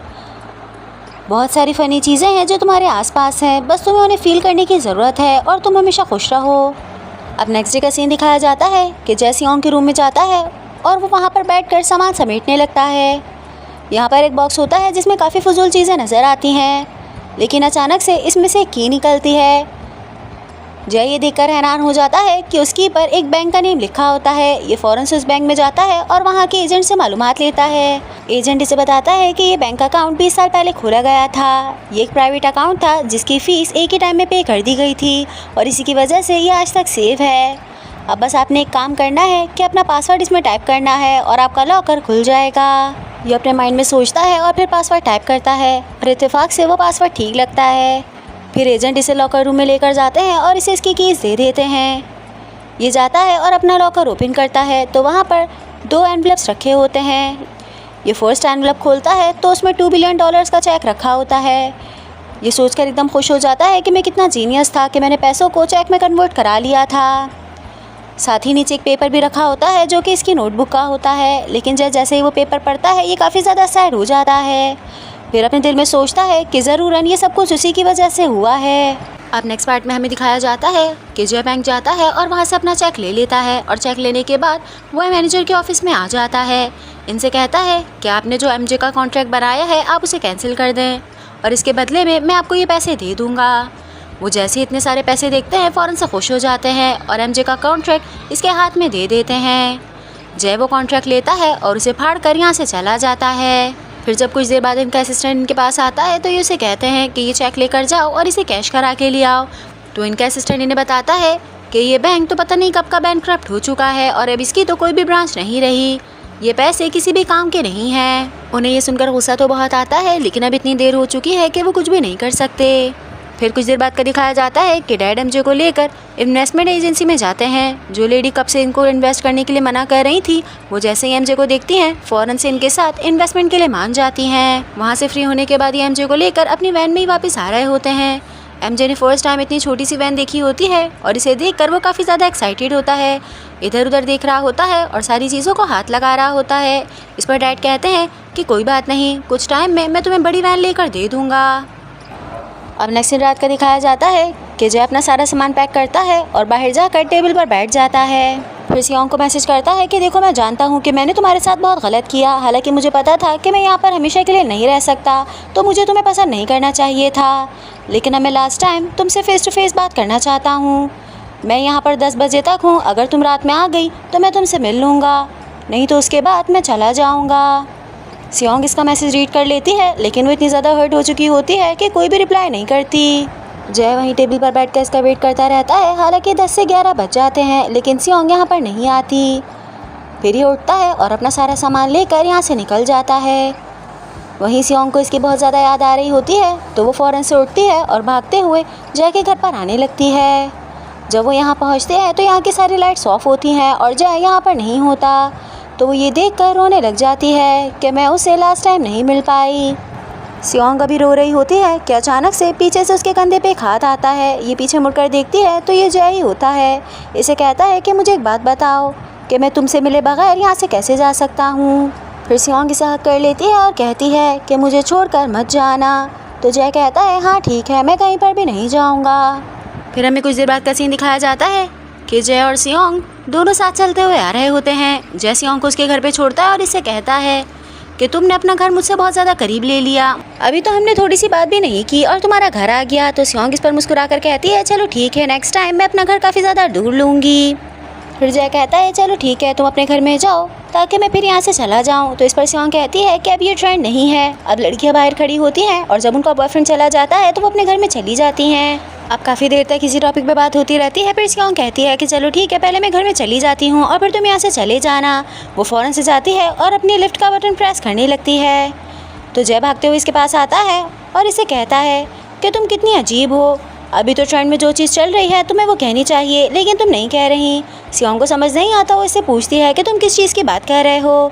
तो जय कहता है कि जब बॉयफ्रेंड्स अपनी गर्लफ्रेंड को छोड़ने उनके घर आते हैं तो या तो उन्हें कॉफ़ी प्रेफर करती हैं या फिर रैमियन, लेकिन तुम बहुत बुरी गर्लफ्रेंड हो, तुम मुझसे कुछ भी नहीं पूछ रही। तो इस पर सियोंग एकदम से हैरान हो जाती है और इसे कहती है कि क्या तुम्हें भूख लग रही है, अगर तुम्हें भूख लग रही है तो आओ हम दोनों मिलकर रैमियन खा लेते हैं। जय कहता है नहीं, मैं इसलिए नहीं कह रहा क्योंकि मुझे भूख लग रही है, बल्कि मैं इसलिए कह रहा हूँ क्योंकि मुझे तुम्हारे साथ टाइम स्पेंड करना है। तो इस पर सियोंग कहती है चलो ठीक है, हम दोनों मिलकर रैमियन खाएंगे, वैसे भी मुझे भूख लग रही है। ये उसे लेकर अपने घर में आ जाती है और फिर ये दोनों साथ मिलकर रैमियन बनाते हैं, साथ ही बातें भी करते हैं और सियोंग जय के साथ काफ़ी ज़्यादा खुश नज़र आती है। रामेन खाते वक्त सियोंग से पूछती है कि अच्छा मुझे एक बात बताओ, अब तो तुम्हारे पास रहने के लिए कोई भी जगह नहीं है तो तुम कहाँ रहोगे। इस पर जय कहता है मुझे नहीं पता, मैं कहीं पर भी रह लूँगा, लेकिन अब मैं उन लोगों को और परेशान नहीं कर सकता, मेरी वजह से वो लोग पहले ही काफ़ी ज़्यादा हर्ट हो चुके हैं। सियोंग फिर से इसे पूछती है लेकिन एक बात तो बताओ कि तुम्हारे पास तो रहने की कोई भी जगह नहीं है तो तुम कहाँ रहोगे। लेकिन जय कोई भी जवाब नहीं देता। तो इस पर यह कहती है कि अगर तुम चाहो तो तुम मेरे साथ भी रह सकते हो। जय एकदम से शॉक्ड हो जाता है और इसकी तरफ देखने लगता है। तो सियोंग कहती है कि मैं तुम्हारे लिए नहीं बल्कि अपने अच्छे के लिए बोल रही हूँ, क्योंकि जब तुम मेरी आंखों के सामने नहीं होते तो मैं काफ़ी ज़्यादा परेशान हो जाती हूँ और फिर मैं तुम्हें ढूंढती रहूँगी कि पता नहीं तुम कहाँ चले गए। अब हमें रात का सीन दिखाया जाता है कि सियोंग बेड पर जबकि जय ज़मीन पर लेटा होता है। इन दोनों को नींद नहीं आ रही होती और ये दोनों करवटें बदल रहे होते हैं। फिर सियोंग बात स्टार्ट करती है और इससे पूछती है कि यार मुझे समझ नहीं आया कि तुम 20 साल पहले वहाँ से गायब क्यों हो गए। तो जय कहता है कि हो सकता है कि वहाँ पर कोई ऐसा हो जिसे मेरी मौजूदगी बर्दाश्त ना हो, तो इसी वजह से मुझे वहाँ से गायब कर दिया गया। फिर सियोंग से कहता है कि वैसे ये बिल्कुल अच्छी बात नहीं है, तुम एक लड़की हो और तुम अकेली हो, तुमने एक लड़के को अपने घर में आने दिया जबकि तुम जानती हो कि मैं तुम्हें पसंद भी करता हूँ। तो सियोंग कहती है नहीं कोई बात नहीं। फिर अपने बेड के नीचे से एक बहुत ही बड़ा सा फ्राई पैन निकालती है जिससे इसने जय को मारा था और कहती है कि अब चुपचाप सो जाओ। अब नेक्स्ट दिन सुबह का दिखाया जाता है कि इतने दिनों से तो सियोंग काफ़ी ज़्यादा सैड नज़र आ रही थी, लेकिन अब जय क्योंकि उसके पास आ गया है तो वह बहुत ज़्यादा खुश होती है। इवन कि इसकी कलीग्स भी ये बात नोट करती हैं और इससे कहती हैं कि तुम आज काफ़ी ज़्यादा खुश नज़र आ रही हो, लेकिन सियोंग उन्हें जय के बारे में नहीं बताती और कहती है नहीं नहीं मैं बस ऐसे ही खुश हूँ। इसी के साथ ही हमें एमजे का दिखाया जाता है कि वो डैड के साथ बैठा होता है और उनसे कहता है कि मुझे ऐसा लगता है कि अब ये बात मुझे आपको भी बता देनी चाहिए। डैड इसके सामने आके बैठ जाते हैं और कहते हैं ठीक है तुम अपनी बात बताओ, मैं तुम्हारी बात सुन रहा हूँ। एमजे उन्हें बताता है कि शायद ये बात आपको नहीं पता होगी कि मैंने कभी भी अपना कोई सॉन्ग नहीं गाया, जितने भी मैं गाने गाता था वो मेरे नहीं थे बल्कि वो क्योंजे नाम के लड़के के थे। डैड कहते हैं ये बात मैं जानता हूँ और इसमें तुम्हारी कोई भी गलती नहीं है, सारी गलती तुम्हारे मैनेजर की है। एमजे काफ़ी ज़्यादा सैड हो रहा होता है और कहता है लेकिन फिर भी मुझे ये बात पता चल गई थी और मैं चाह कर भी कुछ नहीं कर सका क्योंकि मुझे ऐसा लगा कि शायद मेरा कैरियर बिल्कुल तबाह हो जाएगा। तो इस पर डैड कहते हैं चलो ठीक है अब वक्त आ गया है कि हम सबको सच बता दें। तो इस पर एमजे मुस्कुराकर कहता है जी मैं इस चीज़ के लिए तैयार हूँ। अब कुछ देर बाद हमें जय का दिखाया जाता है कि ये कॉफ़ी शॉप में बैठा होता है और यहाँ पर बैठकर किसी का वेट कर रहा होता है। कुछ देर गुजर जाती है कि यहाँ पर एक डॉक्टर चलते हुए आती हैं, लेकिन वो जैसे ही जय को देखती हैं एकदम से हैरान हो जाती हैं। फिर वो इसके सामने आकर बैठ जाती हैं और इससे कहती हैं कि तुम एक बात बताऊँ, तुम योंजे से बहुत ज़्यादा मिलते हो। मैं हमेशा उसके कॉन्सर्ट्स में जाती थी और उसके शोज़ भी देखती थी। अभी मैंने तुम्हें फ़र्स्ट टाइम देखा है तो मुझे ऐसा लगा कि शायद योंजे ही मेरे सामने बैठा हुआ है। जय कहता है कि मैं आपसे एक बात पूछना चाहता हूँ जो कि सिर्फ़ और सिर्फ आपको ही पता हो सकती है। इसी के साथ ये पास्ट के बारे में सोचता है कि जब ये अपने लॉकर के लिए गया था, लॉकर ओपन करने पर इसे 2 चीज़ें मिलती हैं, एक तो पैसों का एनवेलप और दूसरा एक पेपर। जब ये पेपर उठाकर पढ़ता है तो उसमें लिखा होता है कि मुझे एक ऐसी बीमारी है जिसका कोई भी हल नहीं है, लेकिन मैं नहीं चाहता कि लोग मुझे मेरी बीमारी से जाने, मैं चाहता हूँ लोग मुझे एक सुपरस्टार के नाम से जाने। फिर डॉक्टर जय को बताती है कि योंजे को एक बीमारी थी जिसका कोई भी इलाज नहीं था, क्योंकि वो 90s का दौर था तो उसकी कोई भी मेडिसिन नहीं थी, लेकिन अब वो इलाज बहुत आसान हो गया है। अब रात का सीन दिखाया जाता है कि सियोंग ने जय के लिए काफ़ी ज़्यादा खाने बनाए होते हैं और वो कब से उसका वेट कर रही होती है, लेकिन जय घर पे नहीं आता। ये वहीं पर बैठे बैठे उसका वेट ही कर रही होती है कि अचानक से गेट नॉक होता है और अंदर जय चलते हुए आता है। सियोंग फ़ौरन से उसके पास जाती है और उससे पूछती है कि आज तुम इतना लेट हो गए, मैंने तुम्हारे लिए खाना बनाया था। तो इस पर जय जवाब देता है कि हाँ, तुम जैसी गर्लफ्रेंड होने का यही फ़ायदा होता है कि आपको अच्छे अच्छे खाने खाने के लिए मिल जाते हैं। तो सियोंग कहती है अब ज़्यादा बातें ना बनाओ, अब जल्दी से जाओ अपने हैंड वॉश करो क्योंकि मुझे भी भूख लग रही है। जय यहाँ से जाने लगता है लेकिन फिर रुक जाता है और अपने हाथों के एक्शन से सियोंग को एक इशारा करके दिखाता है। और ये सब कुछ करते हुए वो काफ़ी ज़्यादा क्यूट भी लग रहा होता है। सियोंग इस आँखें फाड़ फाड़ के देख रही होती है और जब ये चला जाता है तो सियोंग बिल्कुल वैसे ही करती है जैसे भी जय ने करके दिखाया था। जय हैंड वॉश करने के लिए वॉशरूम में आता है और यहाँ पर आके वो फिर से सैड हो जाता है। इसे देखकर ऐसा लग रहा होता है कि बस ये सियोंग को बिल्कुल भी ऐसा फील कराना नहीं चाहता कि वो सैड है, इसीलिए उसके सामने हंस रहा है। फिर ये दोनों साथ बैठकर खाना खाते हैं और खाना खाने के दौरान काफ़ी सारी बातें भी करते हैं। अब नेक्स्ट डे का सीन हमें दिखाया जाता है कि सियोंग का ऑफिस ऑफ होता है और वो बाहर निकलती है तो देखती है कि जय सामने ही बैठा है और यहाँ पर बैठकर इसका वेट कर रहा है। तो सियोंग इससे पूछती है कि तुम यहाँ पे क्या कर रहे हो। जय कहता है कि मैं तुम्हारे साथ डेट पर जाना चाहता था, इसीलिए मैं तुम्हें लेने के लिए आया हूँ। फिर ये दोनों यहाँ से निकलते हैं और सबसे पहले बॉलिंग के लिए जाते हैं। जय ये फर्स्ट टाइम कर रहा होता है लेकिन फिर भी वो काफ़ी ज़्यादा अच्छा करता है। उसके बाद टैरो रीडिंग के लिए जाते हैं और साथ ही बुक स्टोर भी, जहाँ पर बैठकर ये लोग बुक्स रीड करते हैं। फिर साइकिलिंग भी करते हैं और क्योंकि गर्मी काफ़ी ज़्यादा हो रही होती है तो सियोंग जय के हाथों पर कूलिंग स्प्रे लगाती है। आज का पूरा दिन एक साथ स्पेंड करते हैं और वापसी पर जय सियोंग से कहता है कि मैं इस दिन को तुम्हारे लिए और भी ज़्यादा अच्छा बनाना चाहता था लेकिन मैं ऐसा नहीं कर पाया। तो सियोंग कहती है इतनी टेंशन लेने की ज़रूरत नहीं है, अब आज हमारा फर्स्ट डे था, हम हल्के हल्के करके हर चीज़ को बेहतर बना लेंगे। इसकी बात सुनकर जय थोड़ा सा सैड हो जाता है और फिर वैसे ही चलता रहता है। अब ये दोनों घर आ जाते हैं और सियोंग बैठकर अपना होमवर्क कर रही होती है, जबकि जय लगातार इसी को देख रहा होता है। सियोंग इसे पूछती है कि तुम्हें क्या हुआ है, तुम मुझे इस तरह से क्यों देख रहे हो। तो इस पर जय जवाब देता है कि मैं तुम्हारे चेहरे को अपनी आंखों में उतारना चाहता हूँ कि जब मैं अपनी आंखें बंद करूँ जब भी मैं तुम्हारे फेस को अच्छे से देख पाऊँ। तो सियोंग हंसने लग जाती है और कहती है कि तुम इस तरह की बातें कर रहे हो, मेरे हाथों पर तो गॉस बम्स आ रहे हैं। ये दोनों अपनी बातें ही कर रहे होते हैं कि अचानक से गेट नॉक होता है। सियोंग पूछती है कि इस टाइम कौन हो सकता है। जब वो आवाज़ देती है तो बाहर से जीहू और उसके फ्रेंड की आवाज़ आती है। ये दोनों एकदम से शॉक्ड हो जाते हैं क्योंकि इन्होंने अभी तक उन्हें नहीं बताया होता कि जय सियोंग के साथ ही रह रहा है। ये फ़ौरन से जय को छुपाती है और साथ ही उसके शूज़ भी उसे दे देती है। और क्योंकि घर में कोई छुपने की जगह नहीं होती तो सियोंग जय को अपने कैबिनेट में छुपा देती है जहाँ पर इसके कपड़े रखे होते हैं। साथ ही उसके शूज़ भी उठाती है और उसे वहीं पर दे देती है। फिर जाकर गेट खोलती है और जीहू और उसका फ्रेंड घर के अंदर आ जाते हैं। जीहू कहता है कि तुमने हमें इतनी देर बाहर खड़ा क्यों रखा, तुम क्या कर रही थी। तो सियोंग कहती है मैं वॉशरूम गई थी। फिर ये लोग बैठ जाते हैं और बातों बातों में जीहू का फ्रेंड अचानक से कहता है कि मैं तुम्हारी अलमारी में अपने कपड़े देखूंगा। सियोंग एकदम से शॉक्ड हो जाती है और इससे पूछती है कि तुम ये क्या कह रहे हो। तो वो कहता है कि जब से तुम गई हो मेरी एक शर्ट मिसिंग हो गई है और मुझे ऐसा लगता है कि वो तुम्हारे ही कपड़ों में आ गई होगी। सियोंग कहती है नहीं नहीं ऐसा नहीं हो सकता, और मेरे कपड़ों में क्यों आएगी। सियोंग के मना करने के बावजूद भी जीहू का फ्रेंड खड़े होता है और फ़ौरन से इसके क्लोजेट के पास जाता है। सियोंग उसे रोकती है और कहती है कि मैंने कहा ना मैं तुम्हें ढूंढ के दे दूँगी, लेकिन फिर भी वो इसकी बात नहीं मानता और इसे आगे से हटाकर गेट खोलता है। लेकिन क्योंकि जय अंदर होता है और उसने गेट पकड़ा होता है तो गेट नहीं खुलता। इसी की बात सुनकर जीहू भी खड़े हो जाता है और कहता है कि शायद ये ख़राब हो गया है, लाओ मैं इसे ठीक कर देता हूँ। फिर वो काफ़ी कोशिश करता है जिससे एक दरवाज़ा खुल जाता है। सियोंग फ़ौरन से आगे आ जाती है और कहती है कि मैं एक लड़की हूँ, तुम्हें लड़कियों के क्लोजेट में इस तरह से नहीं घुसना चाहिए। जीहू आगे बढ़ता है और उसे नज़र आता है कि यहाँ पर उसके फ्रेंड की टी शर्ट रखी हुई है। वो हाथ बढ़ाकर टी शर्ट निकालता है और फिर गेट बंद कर देता है। कहता है कि ये देखो मिल गई, अब इसे रख लो, चलो हम लोग लेट हो रहे हैं, अब हमें चलना चाहिए। उसका फ्रेंड कहता है नहीं हम थोड़ी देर रुक जाते हैं, कुछ खा पी कर चलेंगे, लेकिन फिर भी वो मना कर देता है और अपने फ्रेंड को अपने साथ ले जाता है। इनके जाने के फ़ौरन बाद सियोंग क्लोजेट का गेट खोलती है और जय को यहाँ से निकालती है क्योंकि अंदर काफ़ी ज़्यादा गर्मी होती है तो उसकी हालत ख़राब हो रही होती है।